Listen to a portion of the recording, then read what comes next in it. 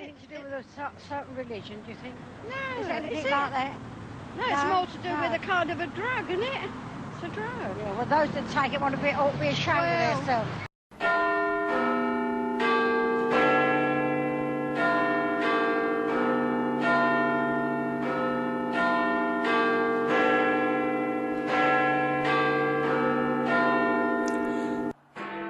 According to The Sun, there were thousands of empty ecstasy wrappers littering the floor of the 250-foot-long hangar.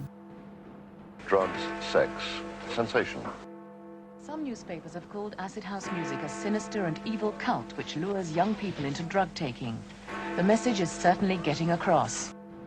The organisers kept the location secret until the very last moment, which was the main reason, according to the papers, why there were so few police here and they were unable to act. Drug-crazed kids, some as young as 12, boogied for 8 hours yesterday at Britain's biggest ever ecstasy bash. The party took place here, infiltrated by reporters from the Mail and the Sun. There's meant to be a drugs-related craze. What do you know about acid house music? It must affect the brain in some way. Unless it's just the music that does it.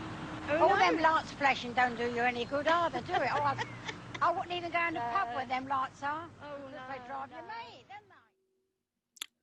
Okay, welcome to the 88 podcast with yours truly, Wayne Anthony. And on today's podcast, we've got an absolute legend, a chap that's been in the game for over 3 decades now. And so we welcome to the podcast, Joe from Labrynth. What's going on, Joe?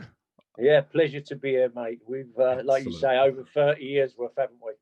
30 years in the game. And the thing is, you're very similar to Richard in that from Rain Dance, in that you've still got a lot of energy for it. You know, you've been doing it for so long and you're still really up for it. You're still really keen for it. I mean, where'd you get that energy, mate? I suppose it doesn't ever leave you. I tried. I had a 7-year period of time where, you know, I'd split from Sue and we didn't have a great time at the pleasure rooms. It was really difficult, the end of that. And Sure. I had 7 years off. And I think that was the recharge. And I didn't realise how much I'd missed it until, you know, someone out of the blue managed to drag me to an event. And, you know, I got involved and I couldn't believe that I'd been hibernating for so long. And it was almost like someone had lit the paper again. But yeah, Sure. it doesn't leave you. For sure. You know, And the thing is now, Joe, because like people know who you are as well, so you get a lot of that love and a lot of that respect as well. So apart from when you go out of your immediate friends, apart from your immediate friends knowing you, it's like everyone in the gaff knows you. And so you get a lot of that warmth, don't you? It's a nice thing.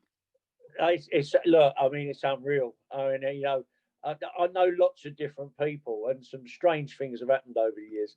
I was at Liverpool Street once we were all having a drink in a local pub there, and we're standing outside having a cigarette, and we were doing it with suits and ties. These are people who have nothing to do with the rave game. And a guy comes up, prods me, Joe, thank you for the best years of my life. He got on the floor and started bowing to me. And these people I was with, they'd never ever seen or knew anything about that Yeah. you know, part of my life. And, you know, things like that. Excellent. They humble you to bits, mate. They touch You know, you, mate. They do. Everyone, whether it's a photograph, you know, whatever, sweet. Sure. Definitely. And the thing is, I mean, obviously over the years, you've obviously experienced different musical leaps. You know, obviously, you know, the punk rock days, skinhead days. And then I see a picture of you like in the 1970s outside a pub in Tottenham. It looked like you had a bit of a mullet. It looked like you might have been wearing flares in that photo. Was you wearing flares in that photo? I don't know if you remember those very wide trousers. I thought so, at mate. The time. They weren't flares. You know, they were collared. Some of them a little while later had like 2 or 3 belt loops and things like that. It was that sort of time. Yeah, that's right. I remember. You know, I was a kid. I was born in '66, but I honestly remember as a kid that was the style. I remember the tops because the tops were quite tight, wasn't they? You know what I mean? So it was quite tight, and the look in those days, like it was all slim chaps. Most of the lads were all slim, wasn't they? You know, and then you had the wide trousers. You know. Yeah. So I mean, yeah. Sorry, mate. Go on. Sorry, no, you're right. My youth, as it were. There were no parental controls really around me. I used to go off and as a sort of 13, 14-year-old, I'd travel off up the Northern Line to places like Barnet, and we get any number of buses to these weird and wonderful little skinhead clubs dotted around the place. And it was an eye-opener. We used to go to Barnet Char, we used to go to Finchley Con. It was unheard of for people around my area to travel like that. And we would come across, these different areas like the Archway Mob and the Camden Tongs and the Finchley Tongs, all these little groups of people in them skinhead days. Because that's the thing for people that are listening. Every different little crew had their own names, didn't they? And a lot of the crews named after the areas that they were from. Mate, I remember being on the tube. We pulled into Archway. There was 5 of us. There must have been 100 of them getting on.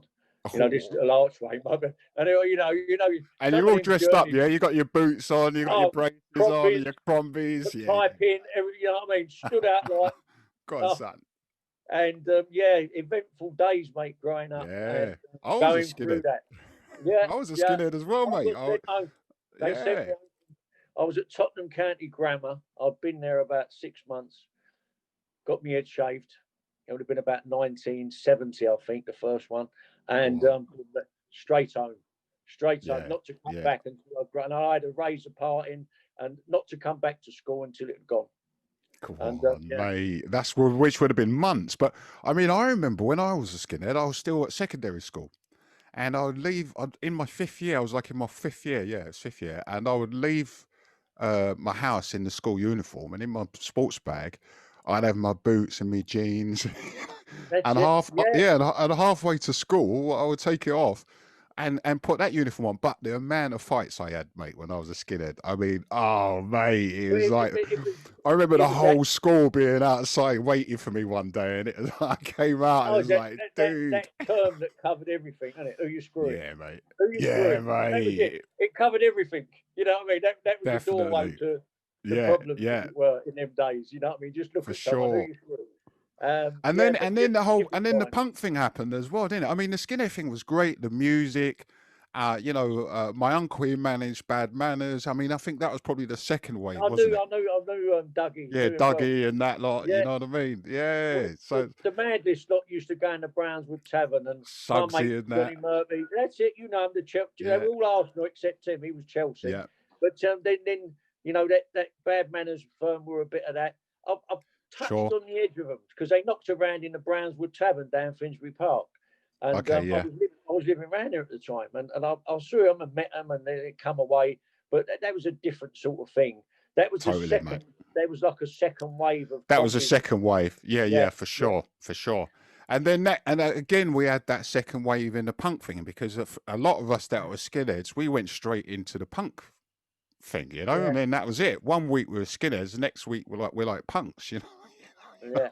Well, punk girlfriends spitting in each other's mouth, you and your girlfriend, that punk kiss. Mate, dreadful. But that's what we did, One of my pals, Johnny Stevens, he still looks after Johnny Rotten. Rambo, they call him. He's from football days again, Dave Smith and Johnny Stevens. I think they work directly with Johnny Rotten now. But I've got to know some of that lot as well, the 4B2s and all these different sort of punky bands that come around. And but I ducked in and out of that. It weren't really a bit of me. Yeah, I went to the opening night of the Roxy at Covent Garden. We all started doing the pogo and spitting at each other. Like I couldn't get around it. The week before it was a soul spitting club. bit as well. Yeah. Mate, the week before it was a soul club. We should go there every week. And we've gone there this week. It was the opening night of the Roxy. It all changed, and there was all these weird and wonderfuls. And I'm like, hey, I'm a fully fledged soul boy. I want to, have a bit of nice dance. That's a massive leap. Well, we used to go Chris Hill, Lacey Lady on a Friday, and we'd over go Covent Garden, one of the two. Go on. What year's roughly this, Joe? 70, I don't know, 76, Go on, son. 77 maybe.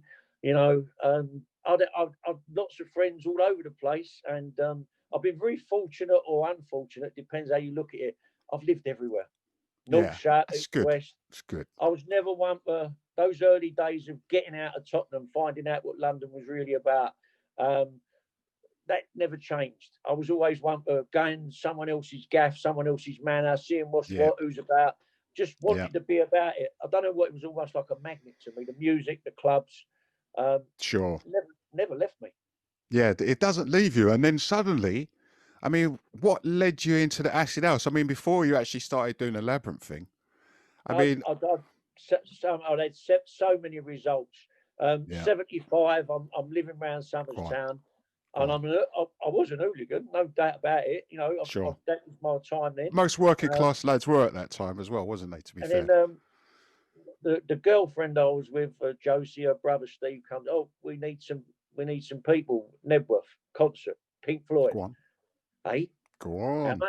So next thing I know, I'm doing security at Nebworth for Pink Floyd, Roy Harper, DC, Linda Lewis, Monty Python. And that was a famous one as well. That was a famous show they did, wasn't it? Yeah. That was the first one. That was my first concert that I did. I worked for Showset, Jim Callahan and Paddy DePlank.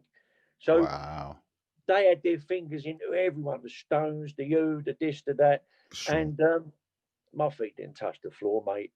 They took a liking to me. And next thing I'm doing Roxy music. I'm doing everything. Every show that come up, I was doing it. And RT Services was down the Cali, just by Pentonville. So I'd go down there and, you know, I've got to know them all, Don Murphy, Jimmy Wise, Jim Callahan, Paddy DePlank, all the people who ran it. Before I knew it, next thing I know, you know, I'm standing on the stage at Live Aid, singing Feed the World at the end of the concert with everyone else. Like things like that, you can't. Mate, that's amazing, mate. Three of us had the dressing room for the day at Live Aid. Me, Arthur Chaplin, and Taffy, and we had total charge of the dressing room. We was having a buzz with Status Quo in the morning when they were doing their rehearsals. It was unreal. Like, I had to keep pinching myself that I'm actually getting paid for this, and I can't. Everything. It was unreal. It was totally, unreal. Mate. And the week before I'd done Springsteen, and the week before that I'd done Dire Straits, and it was a crazy time. That July '85, and then you can't really follow that. And then all of a sudden, you know, I'm a few years later, a couple of strange situations happened. My friend Christine was working in a recording studio. She was going on holiday.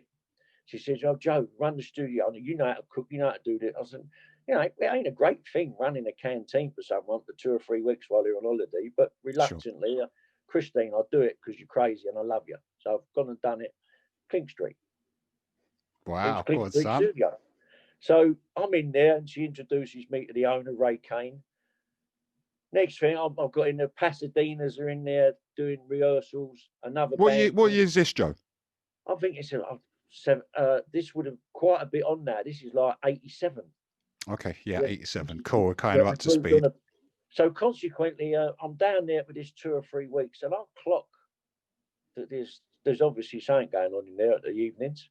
Sure, because that Pasademas in the beginning, I mean, they were massive. They were massive over here. Massive, mate. I couldn't believe how many of them there was. Like, to serve yeah, that's them right. To serve them when they had their break, there was like 14 or 15 of them. It took ages, you know what I mean? And then you don't share for another 3 hours. It must have been a nightmare for royalties. It was a nightmare for their slate because they never paid it. But that aside, that aside, we're down there, and I've seen this box arrive. They've asked me to help it. I've opened up this book. It's T-shirts with white T-shirts with a great big yellow smiley on them. You've been invited to the boy's birthday party. They were the invitations for Boy George's birthday do there. And they were yellow smileys with a face and all that. So George. Yeah, I've claimed 1 or 2. And next thing I know, I'm in this, I've blagged my way in. I'm in because I worked there, because I knew what was going on, because I just kept myself out of the way till I could. And you know the swagger as well. Once you got that swagger. Couldn't believe it. I'm like that. And do you know what? Even then, I didn't really know it was a rave or acid house or anything at all attached to that. But, you know, it was UV, there was electronic music. It was a bit, to me, a bit new wavy. There was a girl there who had no top on, and someone had obviously put paint on their hands, gone like that on her breasts. That was her outfit. That was her outfit. And I'm like, I ain't seen none of this. You know, I've been pop concerts. I've seen Royal, I've smashed a caravan up with an act. I've seen crazy things. Never seen nothing like that. Never seen nothing like that. And that went on till like all night. And to me, same again. That was most of London used to stop at 2 o'clock.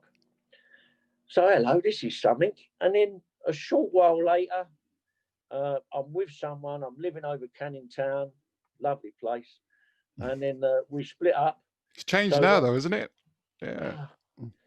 It weren't like that then. And anyway, Canning Towers are a proper rough part of London. Some hard people came from Canning Town. Listen, mate, I thought I knew what was what. But then when I had my baptism of fire, it was from people from Canning Town, and I realised there are, But that aside, I'm living with a girl, Tina, in Canning Town. We've split up, and I've gone back to my flat. And I think you know Peanuts. Yeah, I know Peanuts, of course, mate. Right. Well, because I was living somewhere else, I rented my flat out. Go on. I've split up with a girl. All right, I'll go back to my flat. Nuts, I've got to move back in, mate. All right, so, and I'm sitting there and I'm bored shitless on a Saturday night. And, I've still got some of this other mad stuff that's gone on in my head, but I still haven't really been to a rave. Yeah. Peanuts, come round the corner. That's it. That was it. Lights out. I've gone round there. I had pleated trousers on. I had long hair. I had gold on my fingers. I cared about what I was wearing until that night. Yeah. Yeah. It's amazing, really. The shift. It was such a dramatic shift, wasn't it, mate? I got introduced to a Cali. Bang. Yeah. A small round yellow Cali. Yeah. And that was it, mate. I just my wardrobe was extinct overnight. I wasn't interested. I didn't really care about how I looked. Them jeans will do. That T-shirt will do. Where's the party? And it started to. And that was a massive leap, Joe, wasn't it? I mean, even if just on that topic alone, that was a massive leap, because up to then, we'd all really cared about the clothes. We'd all cared about how we looked. And, it was quite everyone had earned loads of money through the whole yuppie period. And so it was quite expensive suits and everything. And so for them to go from that to not caring. I'd had a pub as well at the same time. Oh, go on, son. Because I had the Pickle House in Hackney Road, and it was more of a weekend pub. So that was how I had loads of time through the week. We'd open Friday all night till Saturday morning, and then Saturday all day, all night till Sunday morning. And then even open early, depending if I was still in there or I was buzzing or whatever. It was a mad pub. Hackney Road was buzzing in those days, mate. I used to go down there, like the Hackney Cab and all of that. That was in the old days. But then you had beachcombers on the corner. Yeah, mate. September's. Yeah, mate. Yeah, I know. And I was there for nearly 3 years. I had that pub, but it was a weekend game. Put speed in the ice bucket on Friday night. You would not stop serving till Sunday, and that's how it was. Yeah, mate. Excellent. It was a crazy gaff. It wasn't a trendy place. More lunatics than I would have liked, if I'm honest about it. But what but they were enjoying themselves. Yeah. Mate, I saw. I mean, we had a motorbike in there. We had a firework display. We had a gunfight. We had things that I never ever thought I would see. And if I did see them, you'd wonder whether you'd survive. But we did. Sounds like a beefer, mate. Crazy time. But then I go to a party. I absolutely realise within hours that this is for me. I have to. Yeah. I have to. This. Do you know what? The following week, I didn't even look at the football results. Go on, mate. What party was that? What party did you go?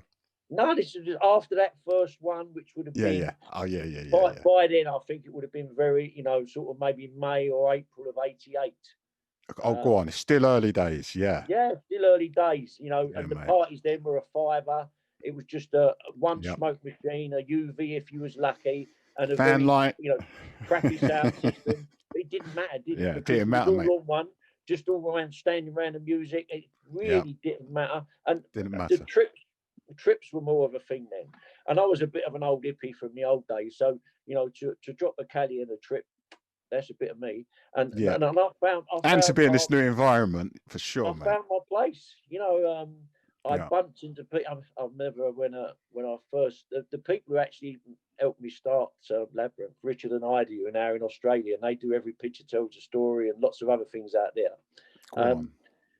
Well, I'm in one party. I'm in Kingston Road. I'm in a party, and then I think Jack and Peanuts and all the old Del. Yeah, I think I actually went to some of the first parties with Peanuts as well, if memory serves. Right. Well, this was in Kingston Road down a little alley. I couldn't believe it. But when I've got in there, I've seen. Bear in mind, I had a pub in Hackney Road. I've seen two other publicans. They're over in the other corner. Oh, no, don't let them see me. But they saw me and thought the same. Of course, mate. No, don't let them see us. And you can't hide in an acid party. And before I know it, we're all cuddling each other and saying what a shit game being a publican is. And we were both well on the way to turn it. I've turned it in by August. I'd had enough. Especially in Hackney Road, Joe. I mean, in those days, even though you lot, no one will mess around, but it's still, it's a challenge, isn't it, mate? Can't we not? Look, I even had over a drink or a drug. I even had people who I've known many people become strangers. Alcohol in that environment, certainly Hackney Road, East London. Yeah, mate. People get carried away with themselves. Yeah, totally. And, I found out I don't think I'd ever want another pub. That was hard work. Totally, in that environment, especially. Because to be fair, I mean, I know some Chelsea lads who are, upper class lads, and they have fights in pubs in Chelsea all the time. And I always used to say to them, like, if you ever come to the East End, don't ever do that in any of the pubs we go into, because it's a different story in the East End, Yeah, that's what I'm saying. You might not go home. That's what I said to him. I say, mate, in the East End, they pull you out the back. Yeah, I mean, I live over West London now. It's like a different planet. Sure. They don't know. Bless them. They don't know. This is it. They don't realise. I'm sweet with that. I haven't. People say hello to me in the morning. Never happened ever in East London. It's lovely, mate. We do it now, brother. In Hackney, I'll say good morning to everyone. Yeah, really. Yeah, mate. I'm walking the dog, so like the dog gives you a license just to speak to people. Yeah. So I'm like morning. But so go on, mate. But just following on from Heidi and Richard. We got past that initial shock of seeing each other. Sue, who I later started Labyrinth with, was my partner, who is the mother of my daughter Georgia and son Jake. We became a partnership, and we saw what was going on around. But I don't think neither of us were, flush, if you want to put it that way. Neither of us could have pulled up five or 10 grand to do a party. Sue worked 5 days a week, and the pub had come to an end. I had a few quid, but not a massive amount. And, we took our time working out whether we could or we couldn't. We bumped into the locals, like Jack and Delsky and Peanuts. Yeah. Everyone was going to parties, young Sandy. Go on, boys. Everyone everywhere around us, all in my flats where I lived, everyone we knew. And that's one of the things people don't realise, Joe, is that the East End, all those boys were going to parties, warehouse parties, and that from day one in the East End. Around Shoreditch and all that manner, wasn't it? There was loads of parties. Clued up people. We would quite often see others. We would be driving round. We knew places. We knew the warehouse situation around East London, the A12, where they're likely to be. You'd have people. I mean, there weren't really mobile phones like they are now. But you speak to people through the week. Oh, there's a possibility this might be happening. So you just had to go out your way a little bit more. But we found parties every week. In fact, I'd even go for. We were finding them every Friday and Saturday. We were finding these, obscure little things happening on a Friday, and most of the bigger events, as happened on a Saturday. Yeah. And then it was just a progression of us finding somewhere. Sure. So let's get back to. So when was the moment you decided, let's do this? And you made your name Labyrinth, and you started to create this brand. Well, it came around by accident. Yeah. My part financially in the first weekend's party was very small. I put it about 300 or 400 quid. Yeah. Richard Our first party, Genesis' first party, was about 300-400 quid. No, but Richard and Heidi, who had the pub along the road from me, the Marksman. And we decided to do it together. So it was me and Sue, Richard and Heidi. Right, let's do this party. We found this Greek guy. He owned warehouses at Vale. We picked one at Vale Road Manor House. Okay, it was 750 quid for the weekend. I'd gone to the fire station at Bethnal Green with Richard, and we made an appointment to see the fire chief to discuss the possibility of putting on an event, and they'd allowed us the appointment. So we've gone there. When we've gone there, they've took us in the room. There's no one sitting there. I just leant across. I picked up a piece of headed note paper, folded it up, put it in my pocket, waited for the guy to come. We had a lovely 5 or 10 minute chat where he was quite, reasonable, but said, you'd obviously need to get this, that, there. We weren't really interested. I had the bit of paper. Excellent. Off we go. We forged insurance. This is a classic. Exactly. This is a classy little move that not many people used to do during that time. Well, we got the stuff. We had print ups made. We've made a fire certificate. We made an insurance document. And this is like the first Labyrinth. So when was the first Labyrinth? Well, it would have been Saturday the 15th of 1988. Yeah, of Saturday the 15th. The Friday night, we wanted to do it Labyrinth. Our financial part in it wasn't great, so Richard and Heidi got their way with the, let's call it another serious wicked rave. So that was the Friday night. Yeah. So we had to settle for, if we had a party on the Saturday, then we could be, Labyrinth, as it were. So we did the Friday night party, and we weren't sure even if we were going to have a Saturday night. So consequently, doing that Friday night party, when Inspector Howarth came along, and I got out the folder with all the bits of paper and everything else in it. Son. And I'll tell you, we'll have to talk about the folder after, right? But tell the story, go on. Do you remember Bones and his brother? Yeah, of course. Who used to do the Tony, and Eddie. Well, they were there. They were there. They were convinced we were going to get shut down, and there was a couple of other people there as well. And I'm not sure. I know Bryn came that night, and I know Delsky came, but that was late. Would have been later on. But when the Inspector Alf come up, he wanted to walk round, which I walked round with him. He asked about the house with Heidi. I showed him that the rental that we paid, everything, and he got round to the end and he went, "Well done, young man." He put his fucking hand. He put his hand out. What a well-run party. He shook my hand. We'll never see him again. Never see him again. Perfect, now, mate. If that gets closed down on the Friday night, the Another Serious Wicked Rave, I don't get to do a Labyrinth. There ain't going to be a Labyrinth, but unfortunately, or fortunately, depending, the gods smiled. Next night, okay, we'll go again. We'll do Labyrinth, and we've done it. 137 people with probably maybe 500 phone calls and word of mouth the night before, but that was it. Wow, that was all we needed. Go on. That's impressive. That's all we needed. Lost a small fortune over the 2 nights.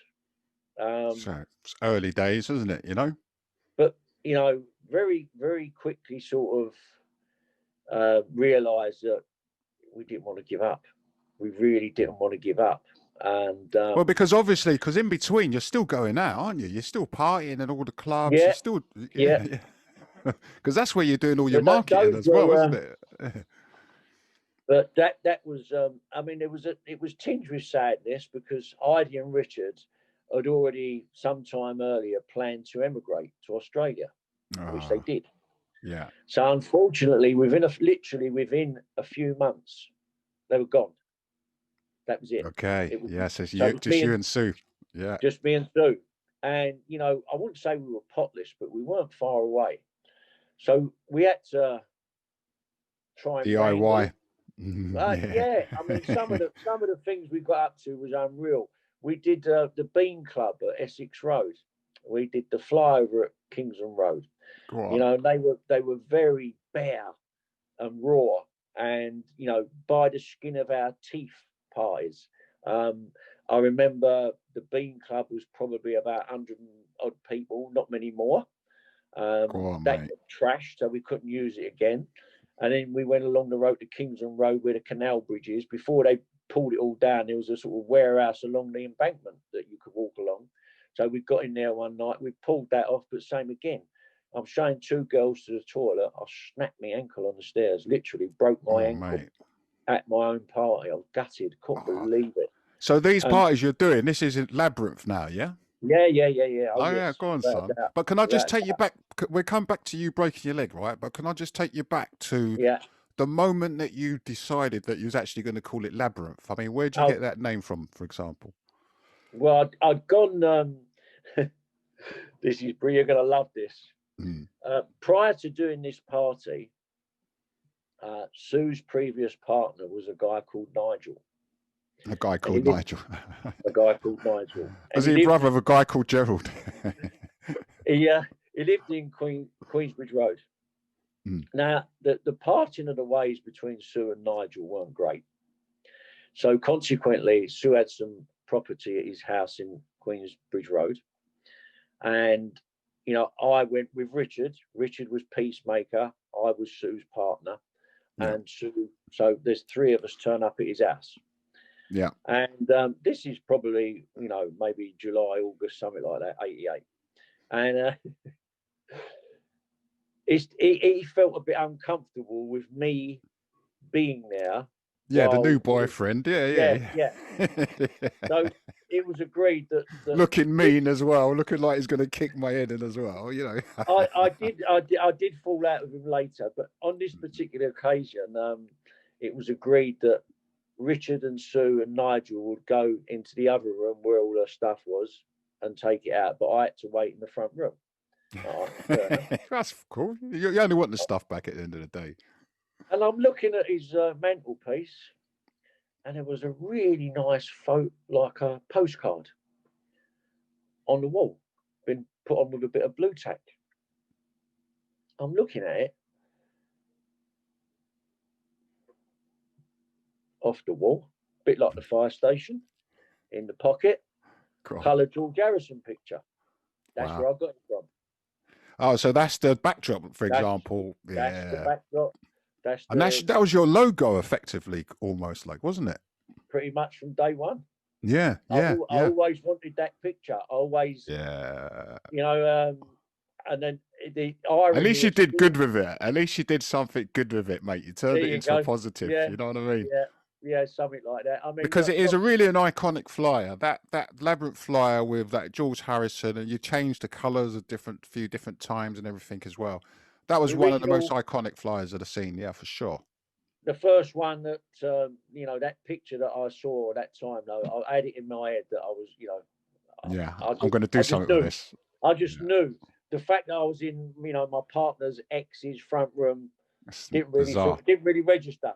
But how bizarre. And yeah. So that's nuts. So now, story, mate. So now you're doing parties. You this particular party, you were saying that you was leading some friends and then you broke your leg, mate. That's a nightmare. Yeah. Now I snapped my ankle just above my ankle. My foot slid down the side of a stair, and I went the whole weight of my body, snapped it, and but I had a pair of high leg boots on. I'd done them up extra tight. Carried on. Played the next day, hospital with my leg like a balloon. Mate. Still on, you can imagine how I felt from the night before. 9 weeks. I think it was 6 weeks in plaster. And then so later, right at that time as well. Yeah. So that was then there was a little bit of a gap. That then took us to we moved to South London. Someone gave us a railway arch tunnel. Gave it to us. Nice. But that was Trundley's Road or Landman's Way, where the junction is, where the rail, and that was where we sort of sat. But same again, the first party we did over there. I mean, we were about 30 or 40 in number. So consequently, in this railway arch, it didn't look too bad. Just our group. Sure. But we set up for this particular night, and I think it was December. And we tried to get a few quid for Christmas. Nah, not a good move. And Anyway, consequently, I'm there about 1 o'clock in the morning, and we're going back to our house because we've tried to put on this party. No one's turned up, or as far as I was aware, no one. As far as I was aware, no one turned up. This one kid come walking over. He tapped me. He said, "All right, mate." He said, "What time's he started?" The poor fuck. He come and paid his $5, but I wasn't aware of it. So I'm sitting with everyone. Come, we all go back to my flat because it's a bit pointless now. And this one kid. So we took him back to where I lived in Whitechapel, and he stayed there till the following morning. Excellent. Yeah, so some of those early parties were very difficult. Yeah, for sure. I mean, the first the first night, the second night, great. The one at Kingsland weren't too bad. Bean Club, that was difficult because some people trashed a bit of stuff in there. And then, being fairly skint, trying to take over Trundley's Road and turn it into a party when, by then we were struggling. I just had my leg, busted and whatever. That was really, I mean, we did really think hard and long about, should we do this? Are we right here? And then, by that and time, in terms of timescale, where are we in terms of timescale? This is 89. I would say this is December 88. December 88, yeah. You'd kicked off as well in November. I think you kicked off around November the 9th. Yeah, that's right. I think it was like the 10th, maybe. But yeah. Okay. Well, we were aware of that. You were a Saturday night. You were smashing it. You smashed the granny out of it. Yeah, and nice one, we decided then we need to chop. We can't go up against these guys. They're from our area. They know the same people. We're friends with most of them. Sure. Why don't we? Let's chop over. And go on, Sam. Appreciate that. After doing Trundley's Road those first few times, December, and then we went into January and February. We still tried there. We only had one successful night, the night with Rat Pack. But after we left Trundley's Road, February, then this is 89, we go back to Dace Road, Bow, a bit more on the manor.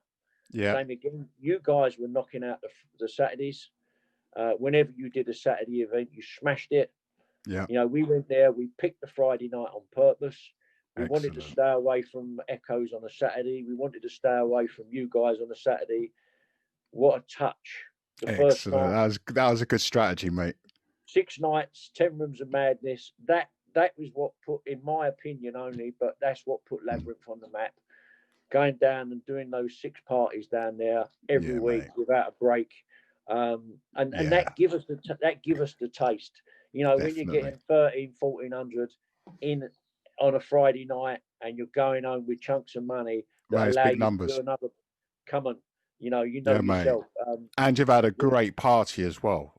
Well, that was the other thing. The other parties, people could quite easily forget. And if you added the first 5 or 6 parties together at Labyrinth, probably the whole thing wouldn't come to 1,000 people. But then. But that's like everybody, though. Everyone. That's happened to everyone, though. It wasn't just you. That was how it was in those days. You didn't have massive numbers of people. Yeah, and I don't think you could get away with what we did now. Putting a sound system in an absolute dump, and that sort of situation. Very, very basic everything, even the toilet, a lot. I remember one place, the toilets were plastic dustbins that we found small ones, put them down the middle of great big lorry tires, and that was the 2 loos with mate, at least you've done something. But we never when we got into a gaff, we didn't even think about loos. That's right. You did Ferry Lane. It took us 2 days to clear the toilets out. It was unreal. It was just. Did you do Ferry Lane as well, mate? Yeah. We asked you. You smashed it. I think we did 2 or 3 there. I think it was maybe 2. We did 2, but one. But you know what? You know what happened, Joe? Right? Years later, I got contacted by some people at BBC, and they were making a program about ecstasy. And so, but it was about the science of ecstasy. But they were saying they would like to talk to someone, who did parties back then. But essentially, the program is about the science. So they said, would you be up for going to one of your old venues and we'll do an interview with you outside one of your old venues? So I said, yeah, no worries. And they said, which one? So I said, Ferry Lane. So I said, okay. Well, no, it was there, still there. So this It is ain't now. maybe, It's if gone it, now. isn't it? Is it gone now? Yeah. No, it's gone now. I was Okay. down So there this, a year ago. no way. This was Yeah, it's probably gone. about 8-9 years ago. Yeah.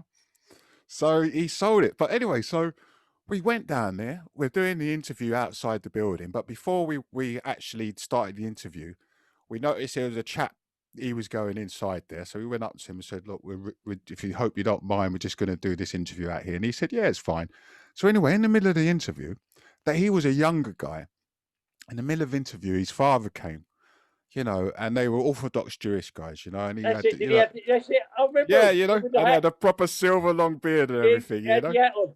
Yeah, and the hat, he was proper Orthodox, and he was After the- standing in the background, right? And then he came up and he was standing behind the cameraman as I was answering these questions about this building, And so I saw that, he's standing there. So I kind of brought him in, said like, hi, how you doing? I hope you don't mind and all this. He said, hey, I remember you. I said, what? He said, yeah, I own this building. That's it. He said, I remember you. The police brought the two brothers out. Right, can you imagine? He Yeah, said, no, you know what he I said? remember. You know what he said, Joe? He said, I was looking for you for 2 years. He said, with my lawyers, we were, not like in a gangster way, He said, like with my lawyers, he said, we was looking for you for 2 years. He said, on the day, he said, I came up to you. I said, why are you in my building? And you had a lawyer with you, and you pointed me to the lawyer, and he said, I never saw you again. Brilliant. I was like, I'm sorry, mate. I'm really sorry. Things like that, mate. It's brilliant. Yeah, come on. Yeah, you still owned it, mate. Well, those two brothers who you're talking about. After we were there, when we went back there again to try and do another one, I think it would have been the third time. The police had them there. Okay, and, and the reason why you're pointing this out is because at that time, a lot of us were saying that we had permission from the owners. That's it. Well, same again, we had our documents. We had leases, rental agreements. There you go. So now, and this is what Joe's saying, so now they've got the owners there, they go, did you give them permission? No, right, jog on. That's it. They gave us 10 minutes to leave the place. And And this is a big warehouse. I mean, it was a beautiful building, wasn't it? It held thousands of people. It was a great building. We discovered it, mate. We discovered it accidentally. Once it was full up. Yeah, it's beautiful vibe in there. Yeah, no, because we was one that discovered it. We did the first party in there. And how we found it, we found it by accident, mate. We found it by accident. We were just looking for buildings, and we saw that one, and we went and the door was open. We didn't even need to break in, and it was open. And we were like, this is an amazing building. It was just massive. We were like, oh, mate, we've got to do this. And then suddenly this geezer, a security guy, comes cycling up on his bike, and he'd seen that we've come out of the building. And he came out from this little gap, like further down, not near the canal. And then he came riding along. We're like, hello, mate. We said, do you know who owns this building? And he said, no. He said, no. And because, he was like an East End geezer type thing, So we said to him, mate, would you fancy taking a bung to kick, to turn a blind eye on a Saturday night? And he said, no. He said, but there's loads of houseboats down there. If you go and talk to one of the geezers on the houseboats, maybe they'll say, yeah. So in the end, mate, we sent them away, because you remember they had all those houseboats down there. Yeah, no, that became part of the party. I mean, Excellent. I mean, this was July. Martin, the fella's name was Martin. I don't know if he was still there when you was there. Yeah, the geezer who had the boat, and he had, and the boat wasn't a great looking boat or anything, but he had this beautiful African girlfriend. That's one thing I remember, And he was like this, this English hippie type dude, Yeah, mate, really nice fella, Martin. And we changed his life, that fella, right? Sorry to cut you, mate. No, you're all right. Yeah, we actually changed his life, mate, because he'd never heard of raves. I mean, I hate raves, but he'd never heard of the parties, acid house, or anything. And so when the security guy said to us, like, go down there, and they're on one of the boats, we kind of walked up there, called him out, and he said, yeah, come on the boat. And so we was up on the boat, and he had a bong going or something like that. And, we smoked a few tugs on the bong, and we were saying to him, would you mind if we do it? And he's going, no, as long as I can come. So, mate, he came to the party, and he'd taken obviously MDMA or whatever. And as I said, he was an old hippie. He'd done all the 70s and LSD and all that stuff. And mate, he was just so happy, and he was running around cuddling people, and he was cuddling me and Keith. And after that, he just started going parties all the time. So yeah, well, it mad. had a massive effect on nearly everyone Yeah. it touched, mate. You know, Yeah, totally. Most Yeah. people got into it. You know. So how many parties did you do in there, Joe? Because I know there was... right, we did 2. You did 2. We did 2, and there were some other people that did. Yes, there was at least 1 or 2 more in there. Yeah, we did one. Did you know? Very... Yeah. Sorry. Go on, mate. No. And did you know, right, across the road, because we done a party across the road as well, mate. And Yes, in those in like the little aerodrome industrial things. estate. Yeah, they look no, not in the industrial. Well, I guess it was an industrial state, but the actual the structure itself, that I don't know if they were like old bomb shelters. You know, like corrugated iron type look. No, I don't know those. Yeah, just across the road, mate. Yeah. There's another road, Markhouse Road, that's right there. There was a couple in there in that business centre. There was a couple of there. I mean, I think Cool FM were in there for a while. Go on. But yeah, the first party we did at Ferry Lane, different class.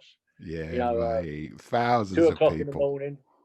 Yeah, well, we couldn't get any more in. Do you remember them big doors? Yeah, the big shutter.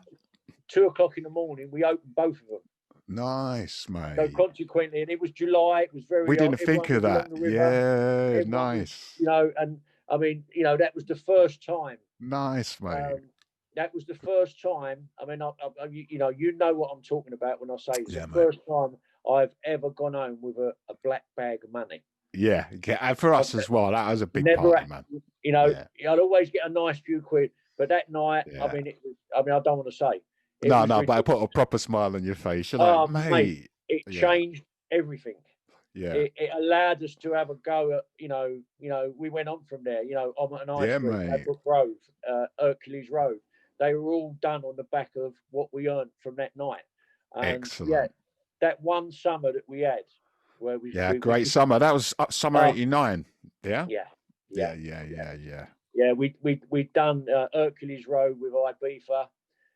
I've done, you know, I've done some at the Black Women's Centre in Lordship Lane, Tottenham, and then you did Rocket, Rocket and all that. Yeah, that come later, the Rocket. Okay. I'm talking about that summer of '89.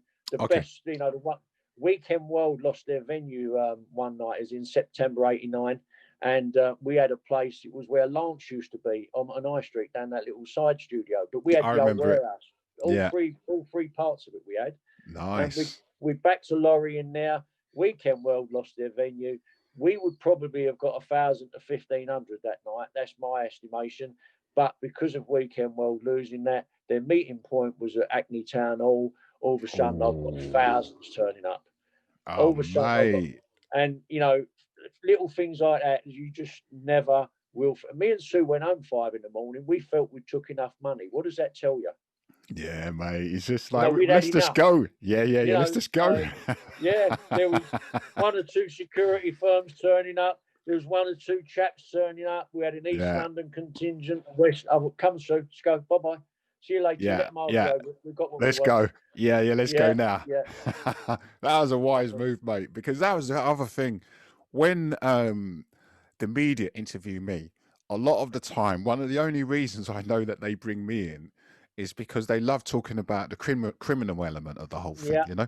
And I often say to them, you know, it's all right for you to single Acid House out, but the fact is, every club in London paid some sort of protection money to some sort of gang. You know, so it's not just us in these illegal parties, you know. So prior to the Acid House parties, the whole nightclub scene, most of the publican game, I came across it in Hackney Road.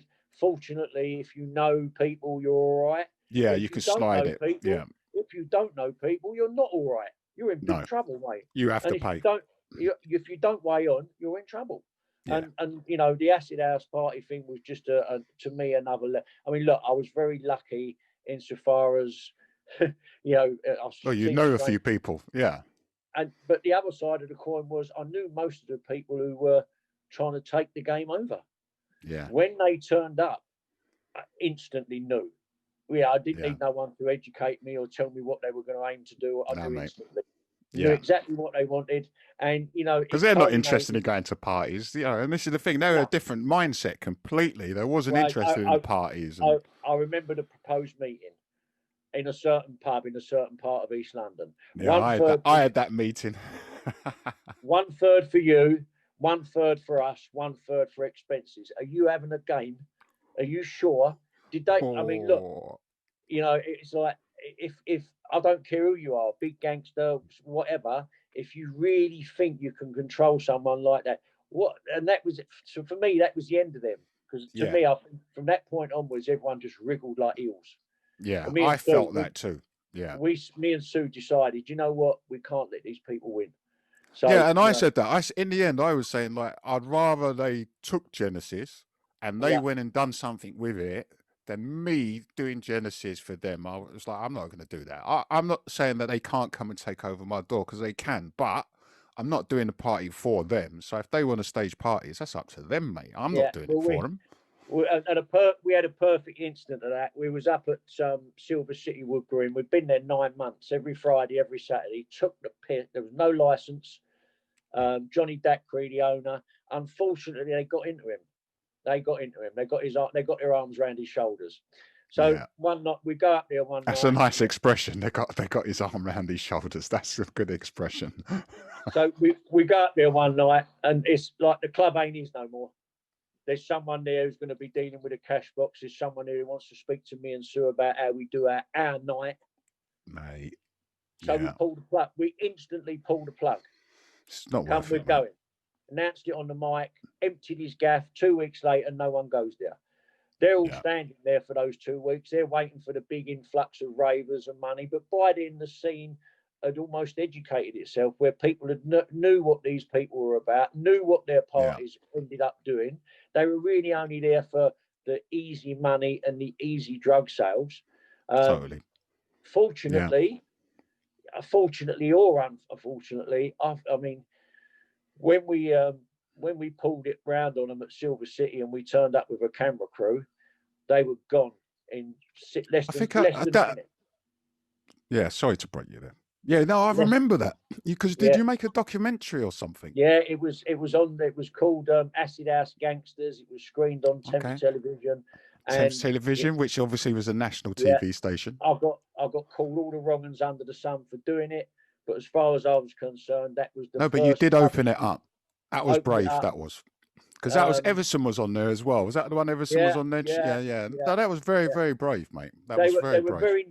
They were very naughty insofar as they did our clip, but they didn't say who it was who had caused us a problem, which I wouldn't have had a problem if they did, but they didn't. But then at the end of our clip, they went straight into some stuff about Centreforce. That was nothing, I've got to be honest with you. I had lots of problems with lots of people. I never had a single problem with Centreforce, never had a single problem with Swallow. We both knew who each other were. We'd said hello, had brief chats, whatever. Never had a single bit of grief out of him. But the way they portrayed the program, as you know, they can get hold of it, they can edit it, and you could be in big trouble. You could be in big trouble. And that's like it's breaking the golden rule, isn't it? You're naming names and stuff. Yeah. Well, in my book, Joe, I turned them all into soldiers, mate. Because I thought, look, it can't be more far removed from the real person than some geezer from up north who was a soldier. Yeah, fair comment. Fair comment, mate. And if I had problems with like a black dude, I turned him into a big black dude. I turned him into a short white dude. You know what I mean? Because I just thought I don't want no one coming back to me over this stuff. So I know what you mean. Because I mean, even they did that to me. When you're saying that they were standing there waiting for the crowds to arrive, because it was almost like they watched you do it and they were watching us do it, and then they were thinking to themselves that this is easy. Yeah, we could do this. They thought that we can do this. We don't need these youngsters who are just causing us loads of problems. And so I remember with us lot, we did a party, it was somewhere in London. It got raided really on But then I spotted these flyers, and I was like, and they were Genesis flyers, not done how we normally do them. So straight away you knew that Yeah, this isn't us, you know. And it led us to this, and it said this secret meeting place somewhere. And I think it was like Edgware Road. It was far away from where we originally were. So I said to Keith and Andy, mate, let's go down there. Let's go down there. And it took us, 45 minutes or whatever to get there. And as we pulled up outside the warehouse, the security was standing outside the warehouse with clipboards, and with a pile of flyers. Actually, they were standing in the road, like outside. So when we came along, we just pulled up right next to them. Said, hello, lads. And so they were like, oh, yeah, we thought we'd set this up as a backup. We're glad you're here. And it was like within 3 minutes, we didn't even get to go inside the building. The police came and they stopped it. You know, and there was another one we did, another big one, and again the security at that point, they got really confident. They were really confident in themselves, and they'd watched me go out and blag with this bit of paper, which for anyone that's listening don't know what we're talking about. When Joe was talking about getting that letter-headed paper from the fire station. And what we used to do, we used to go around to all the real estate agents, and we used to get letterhead paper, and then we'd create these fake, and then we'd create these fake documents pertaining to the fact that we'd leased the buildings through the correct channels, and we'd have fake guest lists with loads of celebrities' names on them, as if they're in the building. Insurance, we'd have sound contracts with sound and production companies, and all of this stuff, and we had broken into this building. We'd literally broken into this building, like this earlier on that day, and this particular building is a beautiful, really beautiful building. And so they decided that, we're going to do the blag tonight. So they're like, give us the documents, which was the leases and all that stuff. So I was like, you sure? And they were like, yeah. And, these are proper gangsters, They goes out the front. Within about 5 minutes, they're calling me on the radio, on the walkie-talkie. Yeah. So now I'm saying to Keith and Andy, we're right at the back of the warehouse, right? We built this like secret little spot where we were going to count all of the money, which we could easily secure, and it was right at the back of the warehouse in the corner. We were in there, like, and when they were calling me on the walkie-talkie, I was going, I'm not going out there. No, they've obviously messed it up. Why am I going to go out there? So, and the next thing, they started calling me by name. And I was so shocked. Wayne, where's Wayne? And so in the end, everyone's going, mate, if you go out there, and then they came and got me. And they're like, mate, if you go out there, you can pull it off. And I went out there, and I was like, they forced me, basically. And I went out there with the document. And so the policeman just said to me, is this your party? I said, yeah. He went, handcuff, you're nit. You know what I mean? But that's another story, and that's the thing with a lot of these security and what Joe was saying, like they didn't get it. They didn't get it, so they spent 2 weeks. Those were our aces, if you want to call it that, because they needed us. Yeah, absolutely. And the way they were trying to do it, insofar as put on a party. I mean, what they were basically saying is, if you took $100,000, you've got to give us 66. Yeah, that's not. It don't work. Basically, and we might come back for more. And we might come back for more. Yourself. Once they've got their claws in you, it's like, you ain't. Yeah. Loans, business investments. We expansion. We started playing some terrible games with them. And I'd started doing some stuff at Black Women's Centre in Lordship Lane, Tottenham, which is part of the Broadwater Farm Estate. Sure. So that's governed by a completely different firm altogether, right? That's why we did it. That's why you did it. Yeah. I know Paul Chambers. I mean, round Tottenham, Paul Chambers is a very well known. He's a geezer, massively respected. Same as his brother, his family. We all know. Super nice geezer as well. Yeah. And I working with Paul was a piece of cake. I did some great. Was he doing a beef for them? Was he doing fantastic a beef at that point? Fantastic off. Yeah, we done and because the gangsters was more or less on us, we didn't put out flyers for quite a few parties. And what we were doing, we built up this membership. This the mailing list, and we had 5,000 on, which we thought at that time was a lot. Yeah. I mean, it wasn't. It grew. There's a lot. It's definitely a lot, mate. But so you was posting your flyers out? We was posting out newsletter, no flyers. Go on, son. And Go on, son. We had me, Vinyl Matt, Adrian H, Sue, Tommy, everyone who we could muster sitting around a table, one doing the stamp, one doing closing the envelope, one folding the letter, putting them out, one putting them in. And Nice. that's how we would do it. And, like a conveyor belt, mate. And one party, they caught us out. They wanted us to do a party over at Metropolitan Wharf, Wapping. And we wanted to do Labyrinth Grove with Fantastic Ibiza. Yeah, why not? And, it became quite threatening. So what we decided to do was, me and Sue, we said, well, look, what we're doing... Because that's the thing, it's actually on you, isn't it? And this is the thing about these geezers, they actually come and find you, don't they? Yeah. You know what I mean? So they come to your gaff. Exactly right. You know what I mean? Well, that's more or less what sort of happened eventually. Yeah. But we've done this. We've done the mail out. But what we did was we sent the East London mail out a flyer for the party at Wapping, which was all intents and purposes a Labyrinth party. But the North, South, and West London membership, and outside of London, we sent to Labyrinth Grove meeting point for the party we were doing with a Fantastic Ibiza. So there was no actual Labyrinth flower there. There was in Middle Road, the bus garage there. It was fucking huge. But then we've gone over there in the day. We've had to steal a bulldozer to fill in the holes. It was huge. Mate. We filled them up. We couldn't get all the earth back in the hole, so we had these massive mounds in there. But it was huge. It was a bus garage. It didn't matter. Excellent. It's a massive bus garage, mate. Imagine, mate. Yeah, we probably had 3,000 or 4,000 people in there that night over the course of the night. Me and Sue didn't. And was you doing every picture tells a story there? Is that where those pictures are from? No, that was We've got to get back. We got to get back to that. Every picture tells a story. But go on, mate. Then we've done this party at Labyrinth Grove. We've earned loads of money. Not, bear in mind we're sharing the party with the Fantastic Ibiza. Yeah, for sure. So we get home, God knows what time in the morning. I had some money anyway. So we've got home with this other chunk of money, and I've put it with the other chunk of money. So it's under my bed. There's probably about 7 or 8 grand there. Not ridiculous amounts of money. Still good money for the 80s, yeah. All of a sudden, you can imagine, no, I get the knock on the door. You know the people. I know you know them. I know them. They're there free-handers. See you. You're a liberty-taking little... We know what you have done.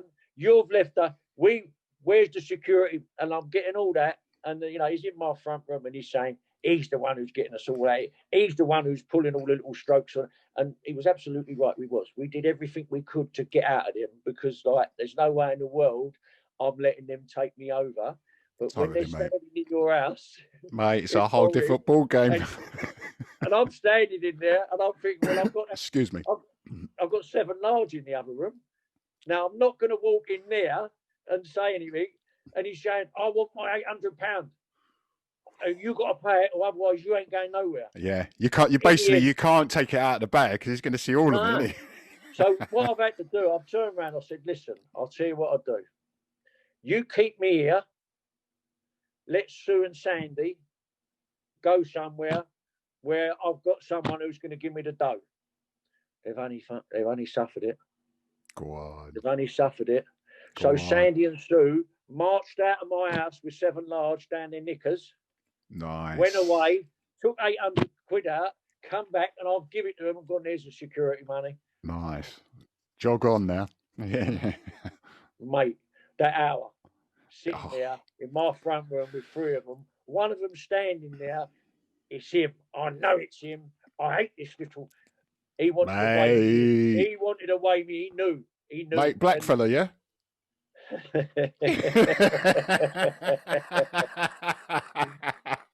I know the one, mate. I think one of them's doing like 25 at the moment, Really? Yeah, mate. So, some strange. Sandy, bless her. I was gutted. Excuse me. Sandy passed away a few years ago. She got lung cancer. That was very, very sad. Sandy was there from day one. She was in it. She saw it. She heard it. She knew what we lived through. She saw Yeah, I hope she's in a better place. But Yeah, mate. some of those early times, I mean, now I'm in my 64th year. Would I go son. through it again? I'm not sure.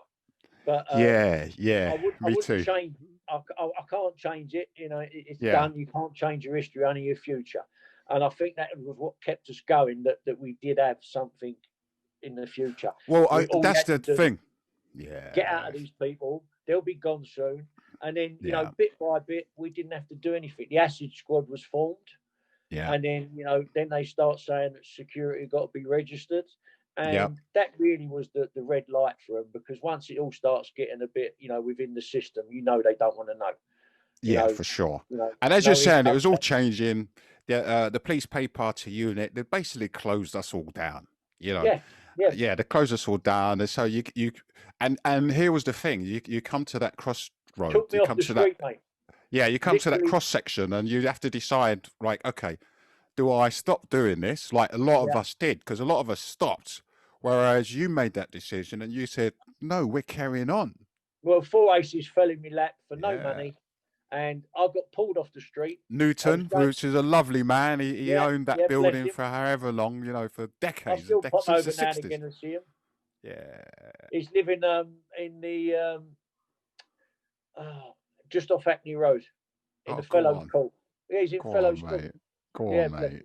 Famous building, that is, Fellows Court. So, mate, so Labyrinth, so you made that decision, and then bosh, mate, 4 Aces, which was traditionally, because I remember in the early 80s, that club, you know, I mean, forget about like the 60s and the 70s and all of that.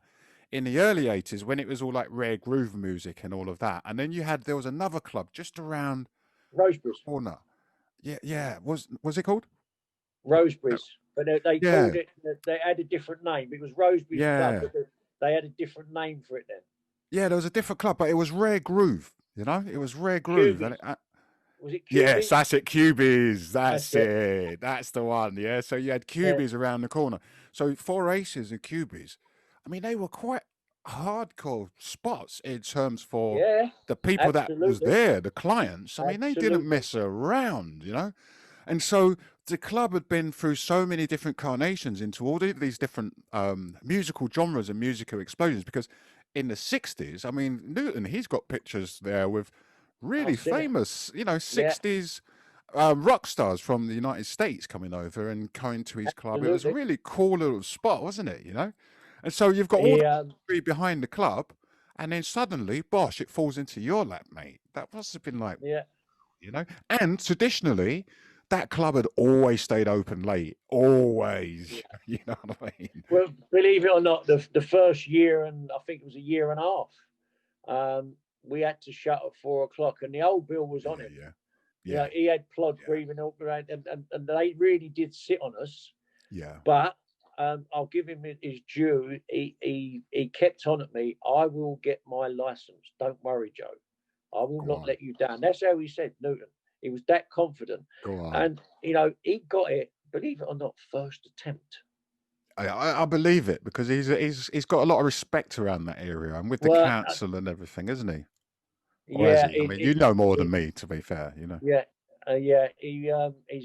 He's very, very well positioned. Yeah, that's a better way of putting it. He knows the right people. Look, I know he doesn't mind. He wouldn't mind me telling you. Newton Dunbar was the first Freemason of colour in this country. Go on, son. Go on, Newton. Go on, boy. And I got the shock of my life one night. He come down with a photo album. He said, "This was me a little while ago." And he showed me the photo. He had all the robes and the stuff. Go on, Newton. Wow. I had no idea. Son. So Newton Dunbar was quite a pioneer. Boy. Go on, son. And so I guess that's why that venue went on for so long. Because was it 40 years? How long did that club go on for? Because you would know. Yeah, well, I spent 8.5 years there. You was in there for 8.5 years. I know. Well, what year did it come to an end? Not the building being pulled down, but when did they actually close you? We were forced to leave. Derek, who managed to get his hands on the lease somehow, he took a bung from the council to stop the fight against, because we were fighting against them pulling it down. Yeah, I suppose we've gone a bit too far in the future. It's my fault, Joe. Let's actually, before we talk about the end of the thing, let's talk about that beginning, mate, because that's where we were when I started this, when I digressed you. Same again, the first night we walked in there. Yeah, mate. It was orange, green, yellow, purple. It had every colour you could think of everywhere. You mean like the paintwork, like, yeah? Yeah. It's like they've got every old tin of paint out the garage and done a paint job on it. And everything in there was all very 60s. And we thought, you know what? Blackball paint. And I can remember as the weeks were going by, I'll be up the ladder. We were spent a lot of time in the building. Go on, son. Oh, and he pretty much gave us the keys and said, nice. I'm getting on a bit for this now. He said, if you can do something with it, I'll be very grateful. And he did literally give me the keys. He gave me the run-ins of the door, taking the cash, running the bars. Full trust. Doing everything. All he wanted to do was apply for the license and pay the electric and whatever. And that really was all he wanted to do. And I got that after a while. And we had this system where I would have a piece of paper. I'd write down everything we spent on the night. I would write down another little separate list of stuff that we had bought, i.e. flyers or posters or something like that. And then whatever that figure was would be next to the figure we took, and whatever was left, we cut in half on the night, cash, done. Cool. Oh, that's nice. That's nice. That's how easy it was. That's nice. He just left me alone. He let me get on with it. I mean, look, the rules and regulations in there, you couldn't do that. There weren't none. You could do what you wanted, where you wanted, when you wanted. No one was going to throw you out. No one was going to say a word. And that went on. Excellent. From day one to day end. And it was a big venue, wasn't it? I mean, you had different dance floors and different spots. Was there an upstairs and a downstairs? And we didn't really realise when we went in there, you know, the scope. But there was a basement, which we had a little bit of an headache. He'd done a deal where he borrowed some money, and there was a guy downstairs, Ralph. Ralph run the downstairs bar. Downstairs was his club. What? Hey, so we had to get around that. That took a little while to work that one through, and then bit by bit. So we've got downstairs, we have house and stuff down there. Upstairs, main floor, the fresh stuff. Then all of a sudden, he shows us another room. There's about 500 chairs. It's like up behind the stage and all that. Right up the very top. Yeah. So we've gone up there. There's another room. That's the trance room. Go on, son. That room up the side of the stage that don't go anywhere. We just painted it and called it the Stairway to Nowhere. And just left it at that, like just because loads of people would go up there. It became known as the Stairway to Nowhere. People would actually go and be there. You had to do it. It's something you got to do. Like, mate, have you been on the staircase to nowhere? You got to do it, man. And then after being there 6.5 years, Derek from around the corner gave us Roseberries in it. We'd had another little deal. So consequently, we had Roseberries upstairs, downstairs. Nice. And we had the 4 aces. So we've done that. We've got about 1,600 in there one night, nice and comfortable. So that was going really well. And then they showed us the theatre. Oh, my God. I just mate. You've kept because at this point, I mean, you were probably the most popular brand out there. I didn't even know the thing was there. Yeah. And I wished I had known earlier, because maybe we could have done something with something special. Yeah. Yeah. I mean, by the time it got flopped onto me, it was almost, very close to us having to go anyway. Last legs. Yeah. I mean, when we actually used it, and there was a crazy night. Don't know how it happened. No rhyme or reason. We opened up the Roseberries. We opened up 4 aces, and we opened up the theatre. Of course, son. And I mean, it was unreal, mate. It was. I've never known anything like it. Money wise, I don't know, maybe around 3,000 people. Nice. Queue wise, mayhem, absolute mayhem. The old Bill come and tugged me and said, "What are you going to do about this?" It went along. It went along past the carpet place. It went along right away along where the station is now, right up to the pub and round the corner. Massive lines out there, mate. Massive we- lines out there. We only managed to do that 2 or 3 times. The last waltz we did it, the last night we was ever there, we just opened everything up, let people get on with it. People were Nice. knocking bits off and taking bits home and all sorts. Yeah, mate. Why wouldn't they? They spent so many years there, and that's one of the things you did, Joe, is that as you evolved with the culture, and then so at Labyrinth now they're playing, because obviously the acid house music itself, we all know that Balearic was first, and then the acid house come, and it was a short period, wasn't it? And then the house come, hardcore. and then the British house come, and then the hardcore came, and you basically you embraced that sound, didn't you? So you took on the hardcore. And for people that might be listening and not knowing or watching, is that the happy hardcore was the beginning of jungle and drum and bass. Yeah, without a doubt. So in effect, you at these venues that you did, you had all of those original, the guys that are all championed as the pioneers of jungle, pioneers of drum and bass. You had them all at your gaff. Yeah, without a doubt. And obviously, we would have Mrs. Woods in the basements with Kenny Ken on the main floor, and then or something like that. We had some excellent DJs there during that, that sort of feet under the table time, I call it, because we did have it very easy for quite a few years. Because you'd built up to that, though. Yeah, I mean, it had taken you a while to get to that perfect system that didn't need you in there 24/7, because that's the ideal situation for us all. We all spent, like when you were saying that you was painting those walls, Joe, that's what we were doing. See Leaside Road, I don't know if you ever came to Leaside Road. Yes, I went to New Year's Eve. Yeah, excellent, mate. And it's like, that's that building, though. We spent probably 2-3 weeks in that building, mate. Every day we were in realised how big it was. Massive.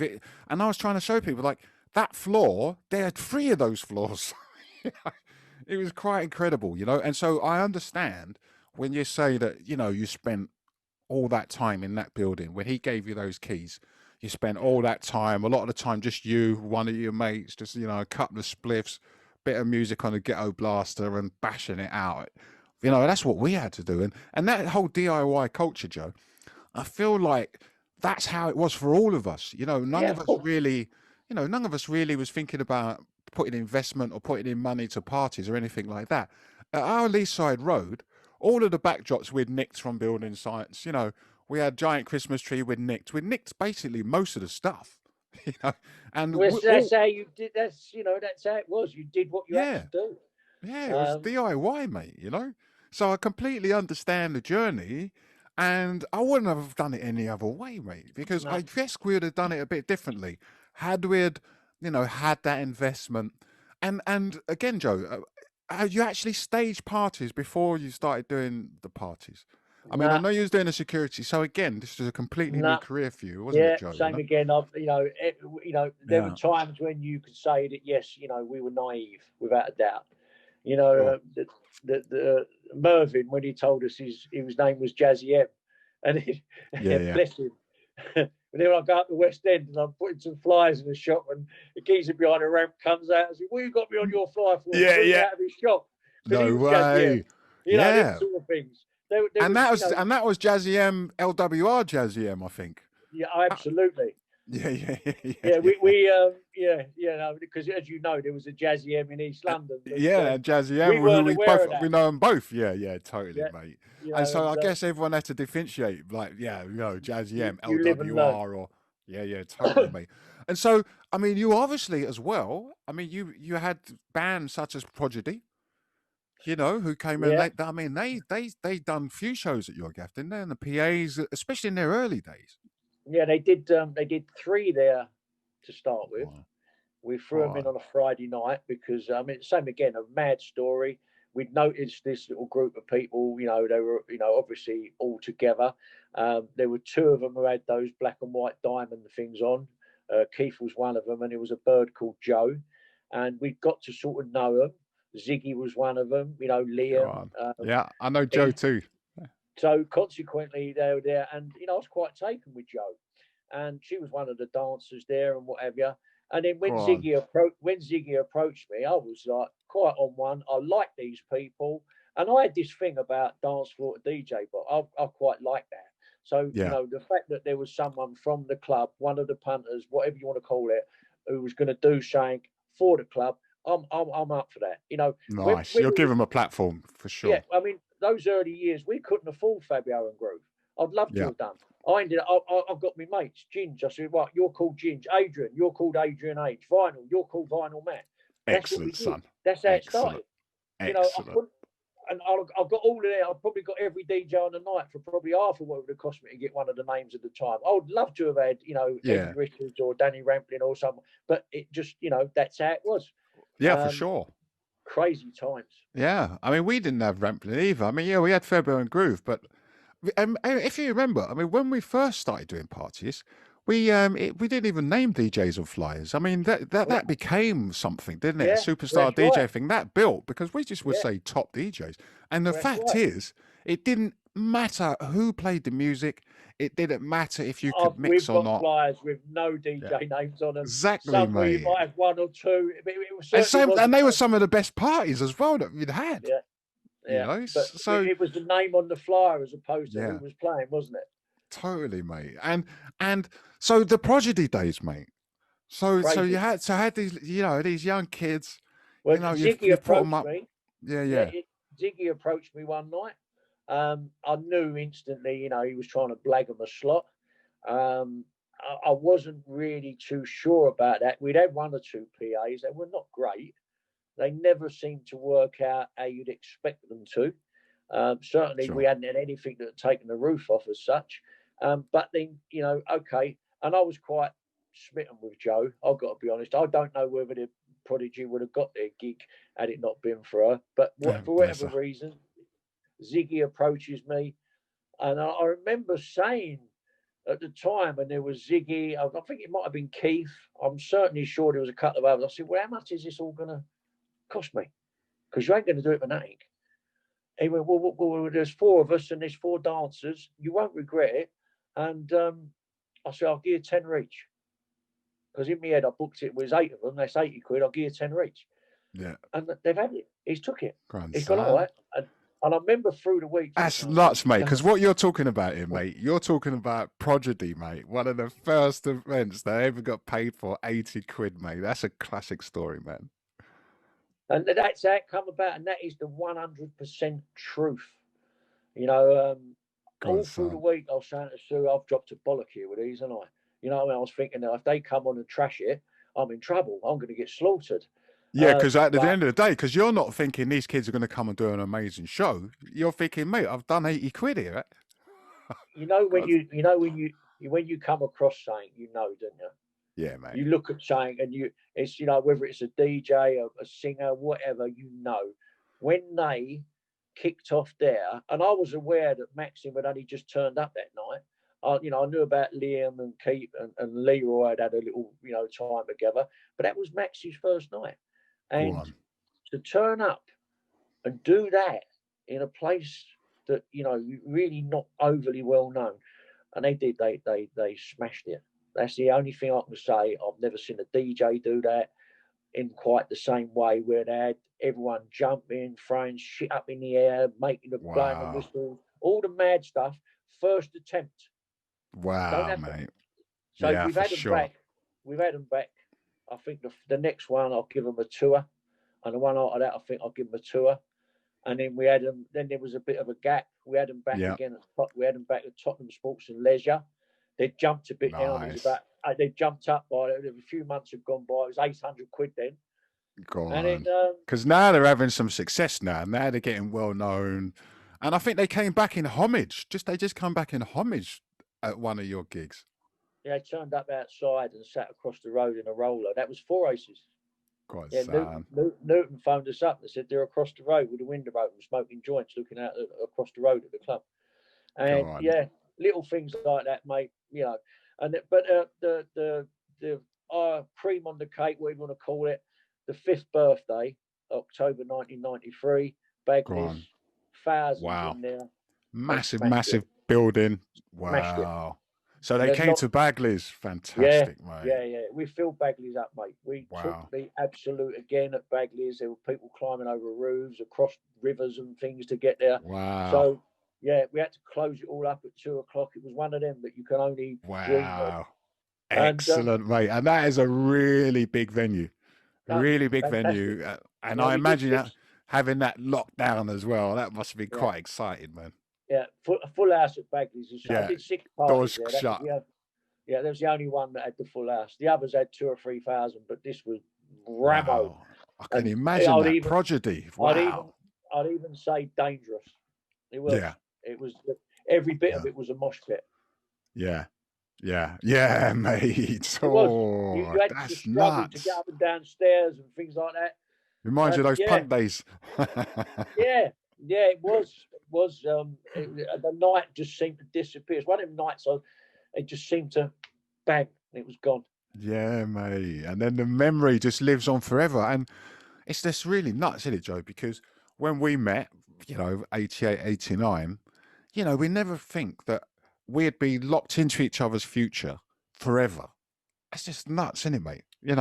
And as I know, mate, I often look at you and I look at Tony and Jarvis and, Tintin and Jeremy and loads of other people, included in that as well. And it's like, it's nuts that we are all locked into one another's consciousness forever. And then when we all met, if someone said, you lot are going to be talking about this sort of stuff, 32 years later, you're all still going to be friends. You'd be like, I'm never even going to see any of these people ever again. What are you talking about? Yeah, no, look, I love it. Well, I bumped into last year. Last year, I bumped into Jarvis at Transmission.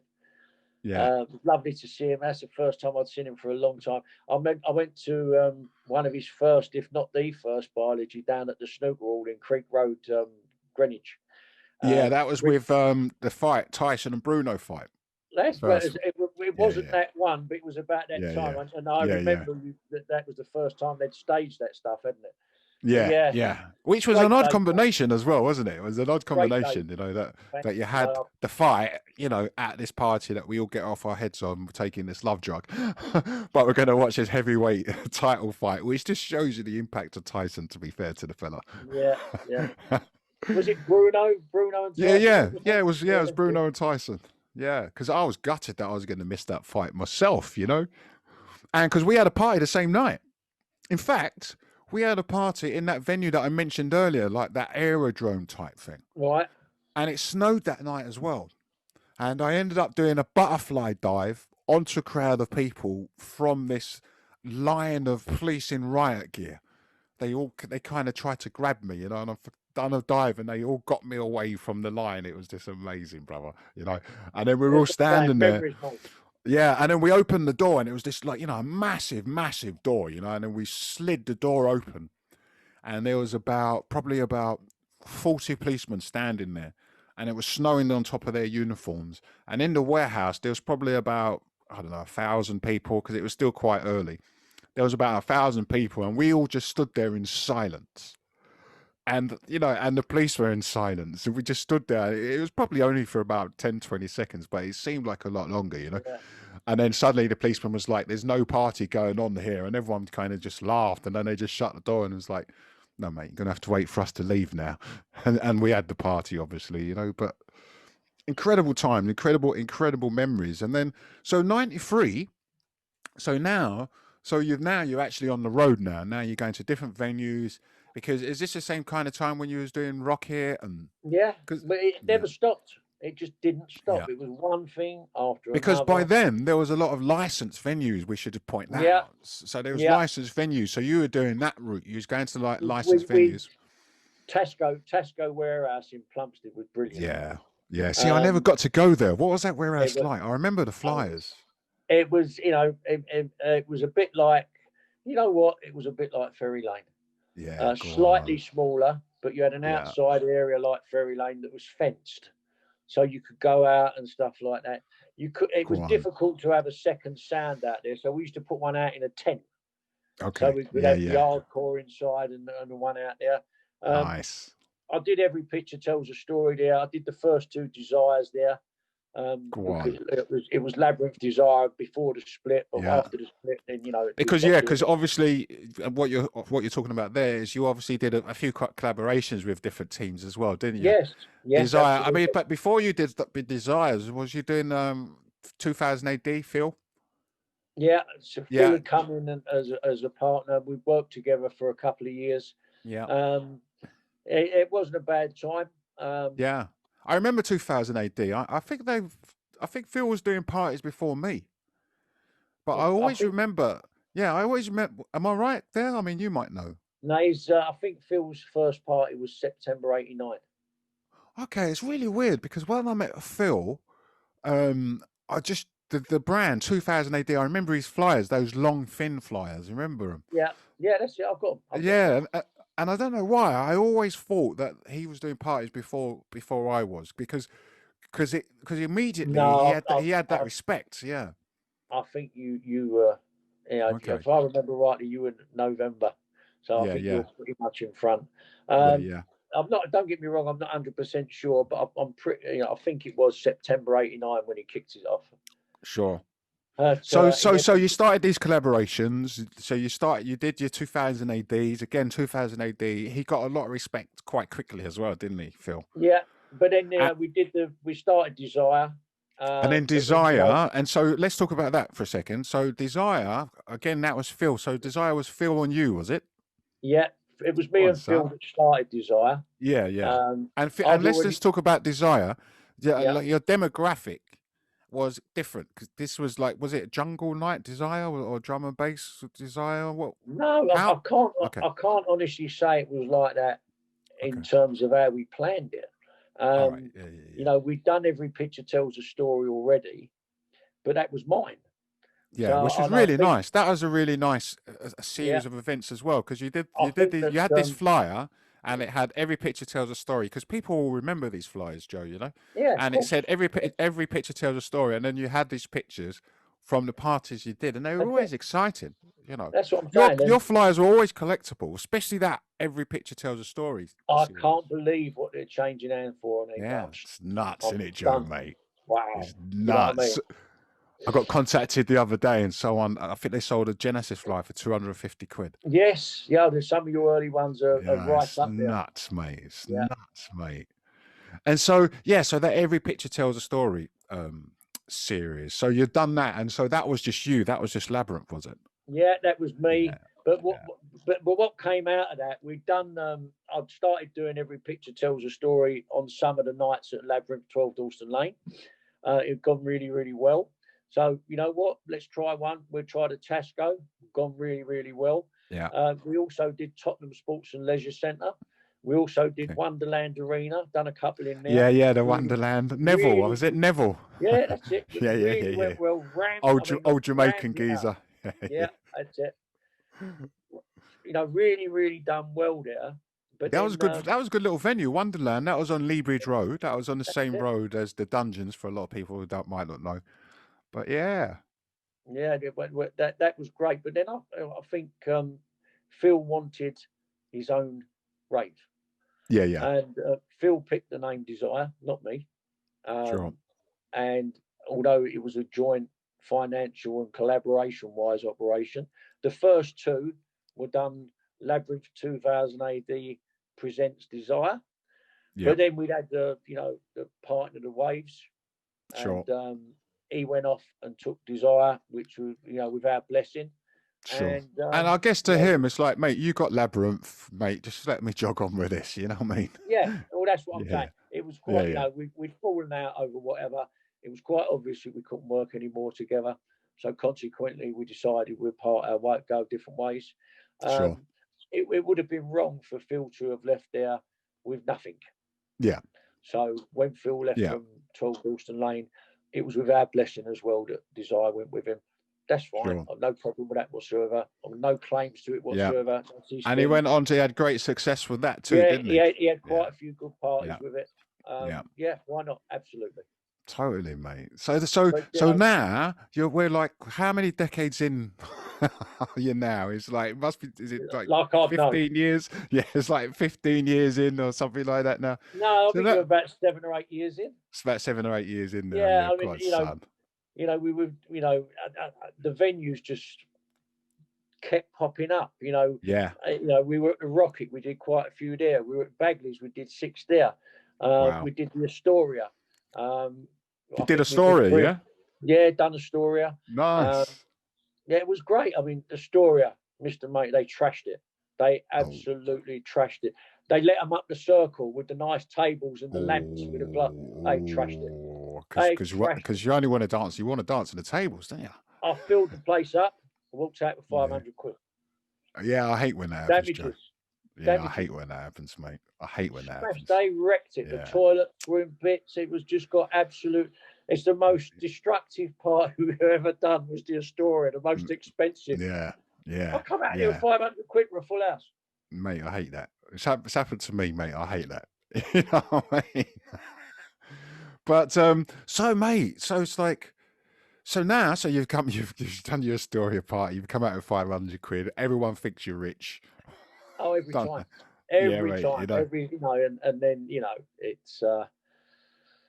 it's not the easiest game in the world. I think people lose track of, if you pay everyone and you cover everything that you're supposed to, the difference between what you used to get and what you were getting certainly mid to late 90s, completely different. Completely different. Yeah, it started to level off, places in the middle of nowhere were getting late licenses. So you consequently your numbers have started to, very competitive. And I'll be perfectly honest with you. Towards the end, not all the nights were, full up and full houses and stuff like that. You really did have to graft for it. We tried any number of different names. We put every picture tells a story back. We invented a thing called D&B. We just tried to, keep reinventing it in the way that we had before. But well, it was difficult. Like you hit the nail on the head when you said that there was licenses have been given out everywhere now. So there was so many more options for people to go out.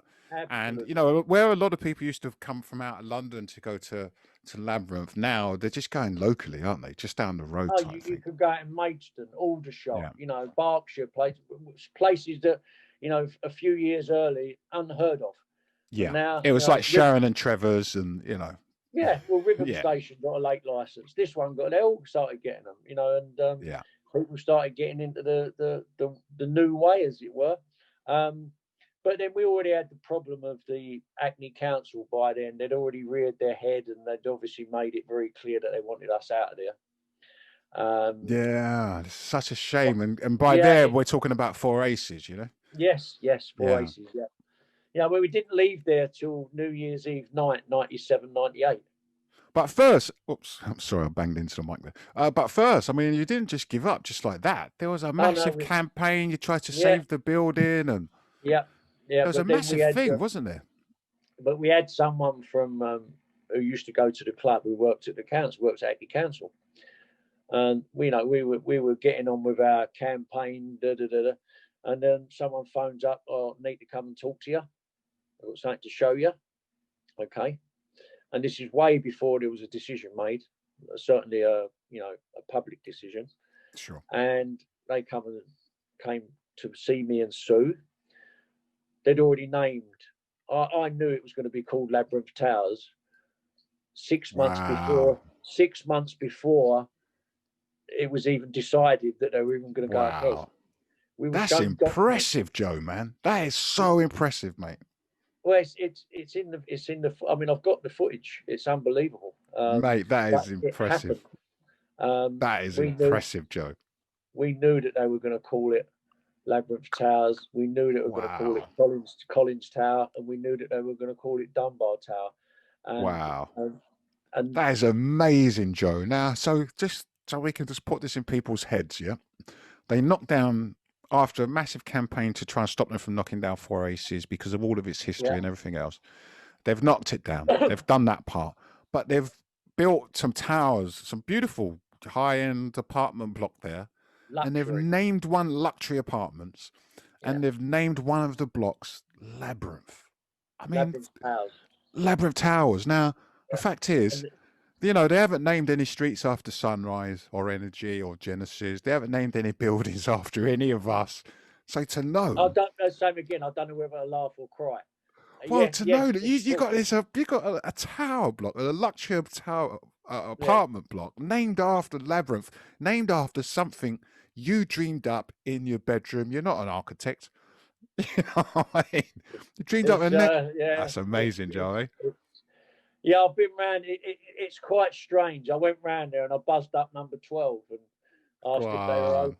No, but it was. It's quite strange. Because is that what number for Aces was? Number 12. 12 Dalston Lane. Right, I wondered why you knocked 12. Yeah, go Yeah, on, no, we done some filming around there a little while ago, and nice. I've been round there a few. It's very emotional. Yeah, you spent how many years? 8 years in there? 8 years there, yeah. 8 years in there, mate. You know, all that emotions, the good times, the bad times, the stressful times. You know. Yeah, it's 8 parties a month. 12 months. Mate. It's, you know, in same it's again. A lot of DJs, mate. A lot of DJs owe you quite a lot. I mean, you put a lot of people on your platform, Joe. Especially like up and coming DJs, emerging DJs that no one had even heard of before. You know, you gave them a platform. It was. I mean, I'd love to say it was all down to thinking about my fellow DJ friends and stuff. But I'll be perfectly honest with you. Sometimes it was down to finance. Yeah, and but that's how it is. It's a collaboration at the end of the day between a promoter and a DJ, isn't it? And it's like, okay, I can't pay you much money, but you know. But it was slightly different. These were my friends. I mean, Mark Daltrey, Ginge, who lived opposite me in Blackwood House. God bless him. He's gone now. Bless him. It was my mate who I knocked about with. You know, Adrian, you know, we used to go to Strawberry Sweatshop, and, you know, he'd mentioned to me that he wanted to try some DJing. That was it. You know, do you remember Greg and Ivor, the two brothers? I think I know the name. Greg and Ivor, they lived behind Bethnal Green Fire Station. They weren't DJs, but they had some records.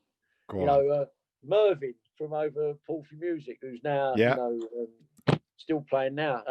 You know, we blagged him because... Totally, man. Local, you know, that we knew them, as it were, and legends as well. I mean, Mervyn's legend in the game. Yeah, they're nearly all of them. I mean, Bunter's done well. Yeah, mate. You know, Kenny Ken, all they've done really well. Amazingly fantastic.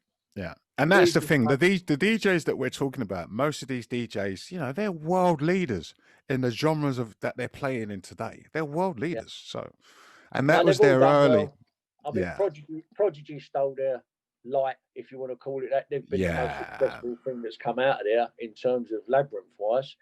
But just that building now, you know, what the history that goes with it. You know, Rod Stewart playing the mouth organ in the basement, Mark Bolan going there to grab a bit. All sorts of stories. Benny King, you know, Desmond Decker. Mate, and you're linked to that now. That's mad, mate. Do you know what? And have you seen the plaque on there, Joe? Have you seen that smiley face plaque on there? No. A friend of mine is an artist, Subvertiser. I've given him a little plug there.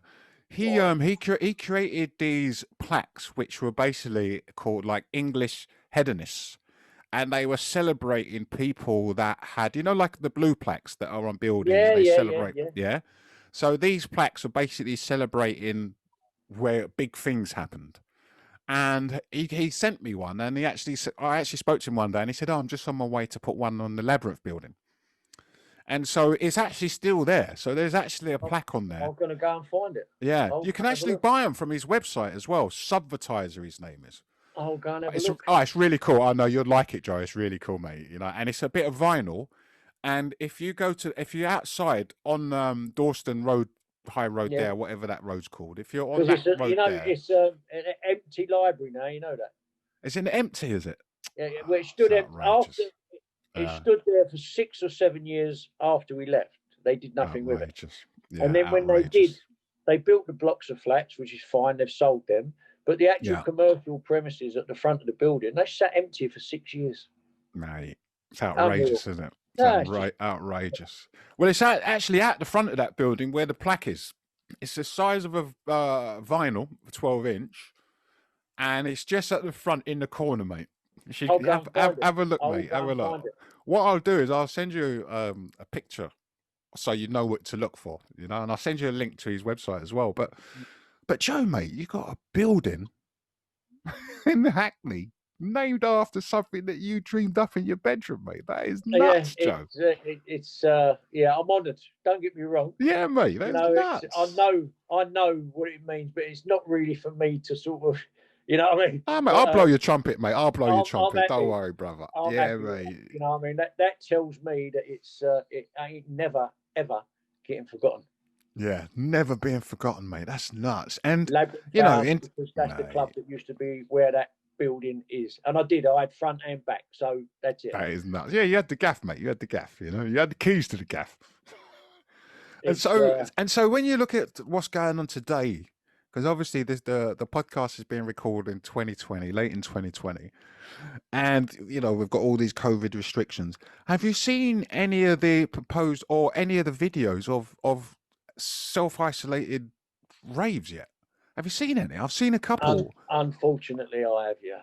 I couldn't actually believe what I was actually seeing, Joe. You know, because I thought one of the videos I saw on Facebook, I thought it was like a joke. And it was this DJ was playing and he was getting mad, and then everyone has to sit down. Yeah, and they're serious. Yeah, and you had a load of geezers and they had no tops on. And they were just getting mad. And I just thought, this looks so weird. And then I saw that other one where they were in a massive marquee. And you had the one who did Let Me Be Your Fantasy. She did a PA. But they had people in like these little boxes. But I mean, there was only like, you know, about 10 different sectioned out bits in the front. And I just looked at it and I just think it's quite weird seeing it like that. It's for me, it's purgatory.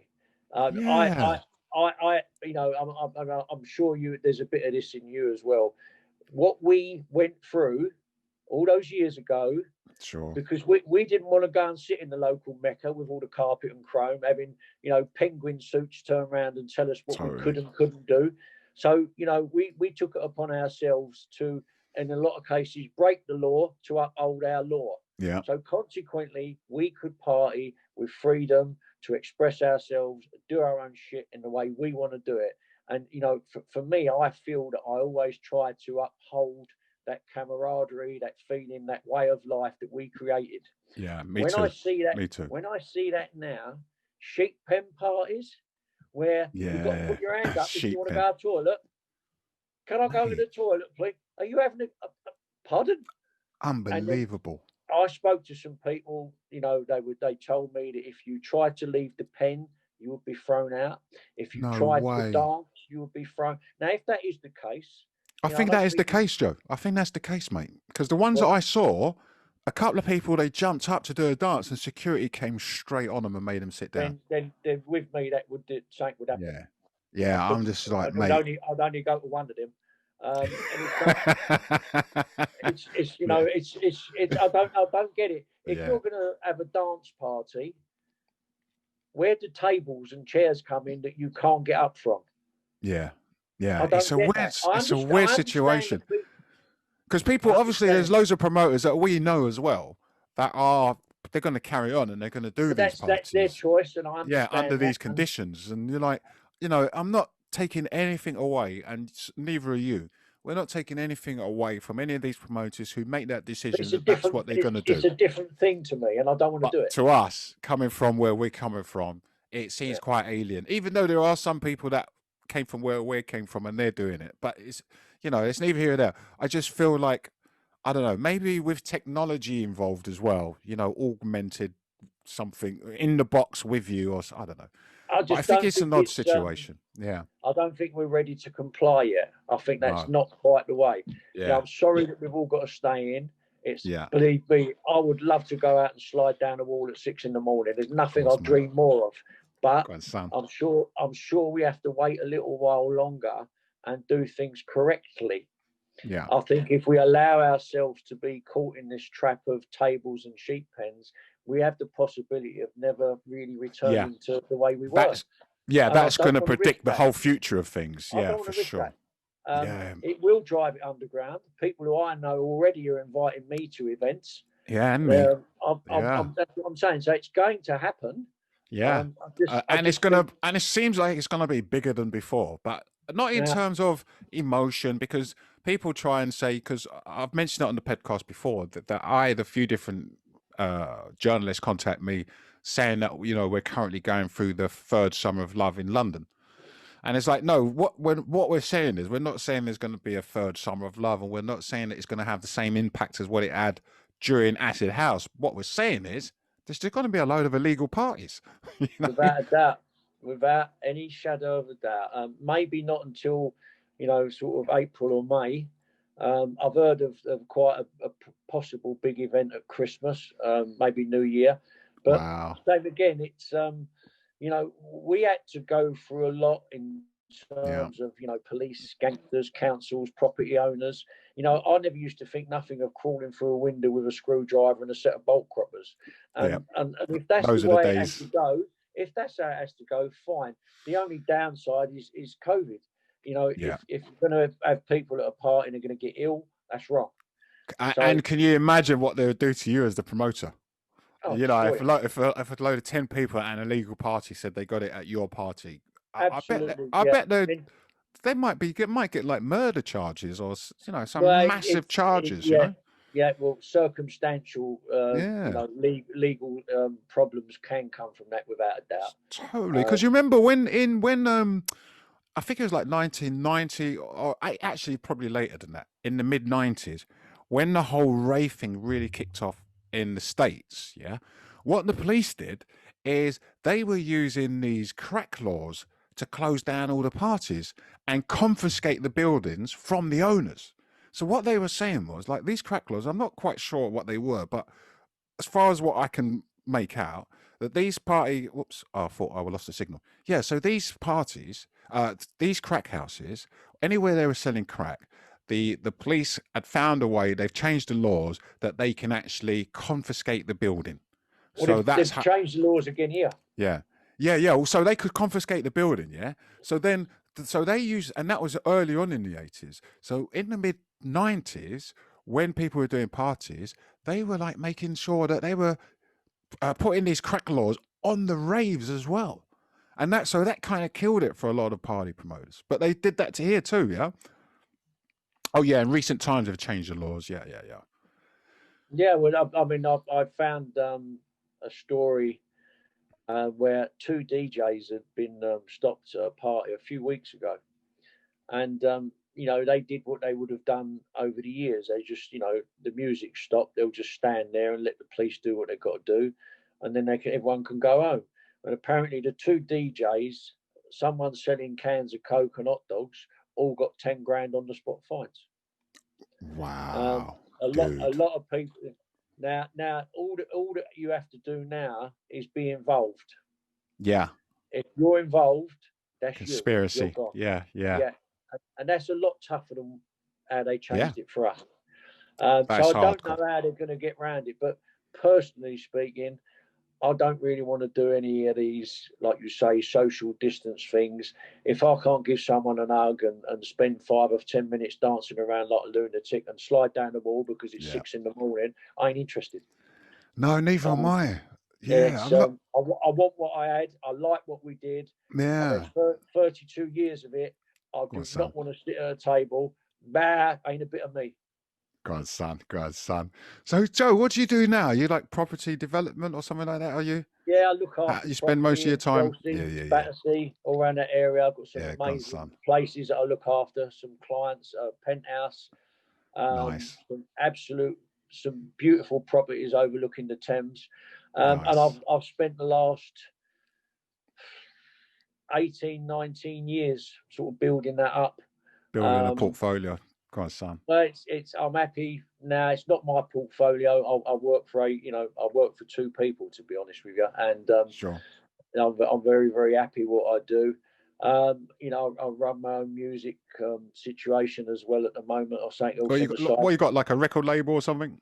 No. I buy and sell a lot of tunes. Okay, go on, son. Like vinyl. Yes. Vinyl, yes. Go on, son. My sister does a bit of that too. Well, we've got the Orphanage in Africa that we're nice, mate. I've got some stuff going this week where we have a football team in Ghana, what we support.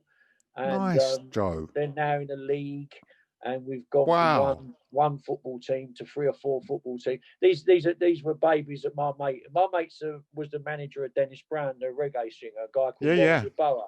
Yeah, and man. after Dennis Brown passed away, He bought a hotel and a load of land in Africa.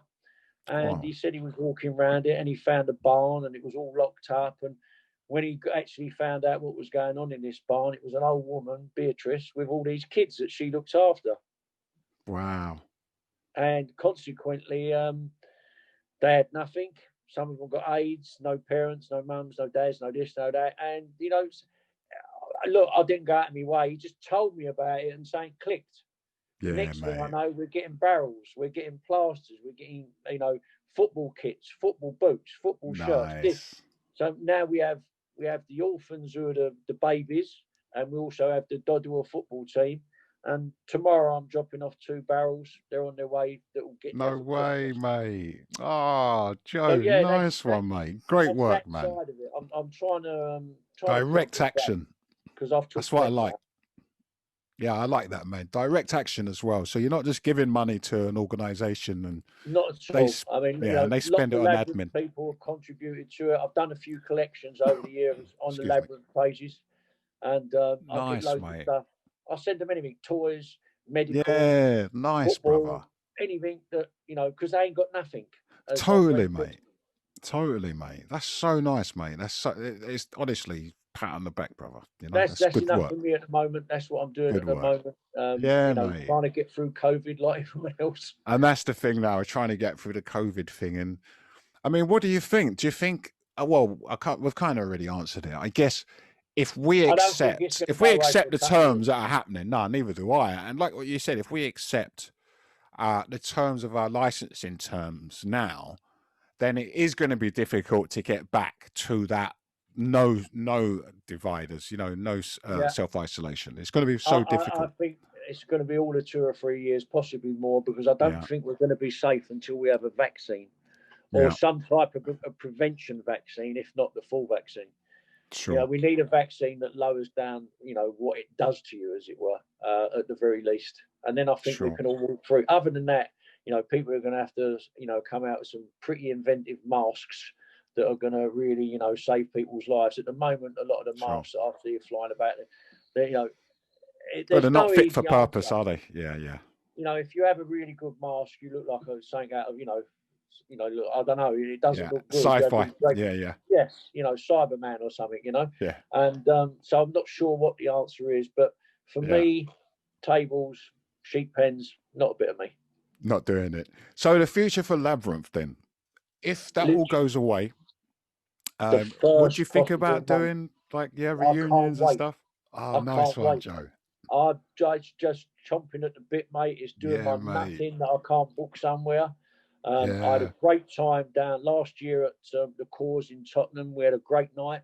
Nice. The year before that at Brixton Electric, we had a great night. I need to do another party. It's just nice. And this is Labyrinth, yeah? Yeah. Excellent, Joe. Yeah, excellent. Yeah, it's just over a year now since the last party, and that's far too long. That's far too long. And so, so I guess the one thing that you have got is a big build-up now, I guess. You can really build a party. This party you're going to have sometime in the future at a date that no one at this point knows, at a venue that nobody knows. That's a nice way to build it up, man. Yeah, it's a double-edged coin, because when this is over, excuse me, the day after this nightmare is over, all us promoters, we all start on a level playing field. Yeah, for sure, mate. It's going to be like, under starters orders. Can't wait. Starters orders, mate. Go on, Can't Joe. wait. So, Joe, I mean, just to wrap it up, I mean, I don't even know how long we've been talking, but just to, I've enjoyed what really, mate. what, we should have done this a while ago. We should have, mate. And I mean, is there anything what really stands out to you, Joe? You know, over that period of 10 years. But I mean, obviously, the tower block, the luxury apartment block aside. But I mean, what really stands out to you, Joe, is what, you know, really that you remember that you're going to carry with you forever?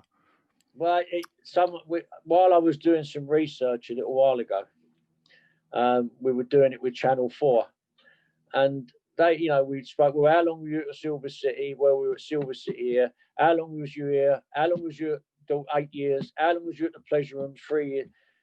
We worked it out. Would you know how many parties we've done? Go on. Labyrinth has done over 1,000 parties. Go on, son. And I mean, that's nuts, mate.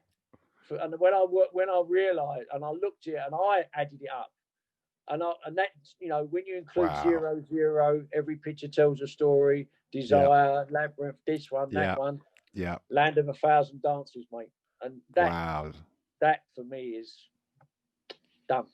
Yeah, mate, that's a foundation. That is a foundation right there, and it's through all the musical genres, Joe. And you know, I've always had a lot of respect for you. Always, and the thing is, you can have respect for people, but not necessarily respect for what they've done. And I've got complete respect for what you've done. I've got complete respect for how you've built Labyrinth, how you was in those days. You know, you've always been a really fair bloke.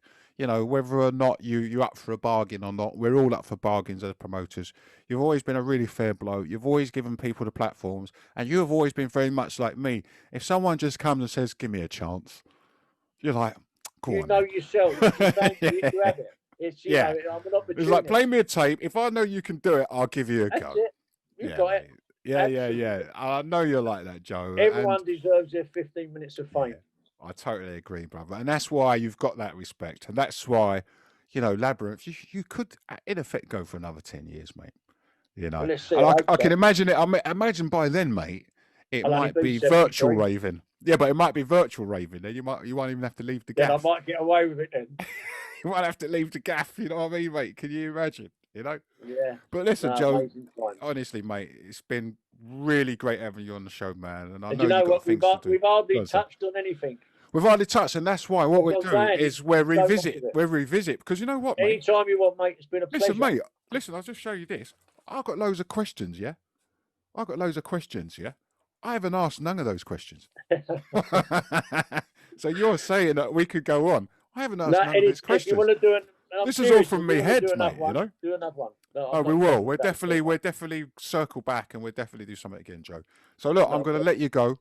Again, let me get us to it. So honestly, Joe, it's a pleasure talking to you, mate. And over the years, again, to think that we're cemented together forever. Do you know what I mean, mate? It's this amazing. Well, thanks for being on the show, mate. It's now part of British musical culture. Yeah. And you know, yourself included, and a few others from those early days. You know what I'm talking about. Yeah, mate. We really went out of our way, mate. We went out of our way, mate, and we worked hard, Joe. Yeah, and I always tell people, listen, mate, it was a hard work. We loved it, but we worked hard. Anyone who can put the police on their list of enemies has to work hard. Yeah, and that's the thing. And the difference with us, and you know, and yourself, like us promoters, is that not only did we have to deal with the police, we had to deal with the public, and then we had to deal with the media, and then we had to fight against the breweries, who was losing loads of money because no one's buying any alcohol. Absolutely. So we had this battle on all fronts, you know. We were fighting them all at the same time, and we were all young lads, totally new to the game, totally fresh-faced, you know, totally believed in the system as we'd been grown to believe in it, and then suddenly that system turned against us. Didn't it, Joe? Big time, mate. Yeah. You know, and so, but here we are, you know. So again, I was going to say, didn't we do well? Yeah, we done well, mate. We're still smiling. You're still putting parties on. You've got a tower block named after you, mate. You know what I mean? So well done, brother. And so we definitely will do this again, mate. Yeah. Anytime. So listen, loads of love, brother. Right, mate. I really appreciate it, man. Thanks for your service. I'm going to start doing this. Thanks for your service, brother. Not at all, mate. Pleasure. Cheers, mate. All right. See you soon, Take care, Joe. brother. Thanks, man. Bye, mate. Anything to do with a certain religion, do you think? No, is anything like that? No, it's more to do with a kind of a drug, isn't it? It's a drug. Yeah, well, those that take it want to be ashamed of themselves.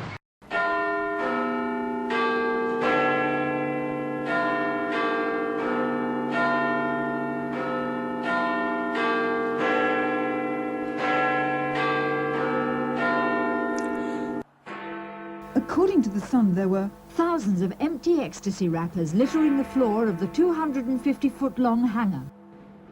Drugs, sex, sensation. Some newspapers have called acid house music a sinister and evil cult which lures young people into drug taking. The message is certainly getting across. The organisers kept the location secret until the very last moment, which was the main reason, according to the papers, where there were so few police here and they were unable to act. Drug-crazed kids, some as young as 12, boogied for 8 hours yesterday at Britain's biggest ever ecstasy bash.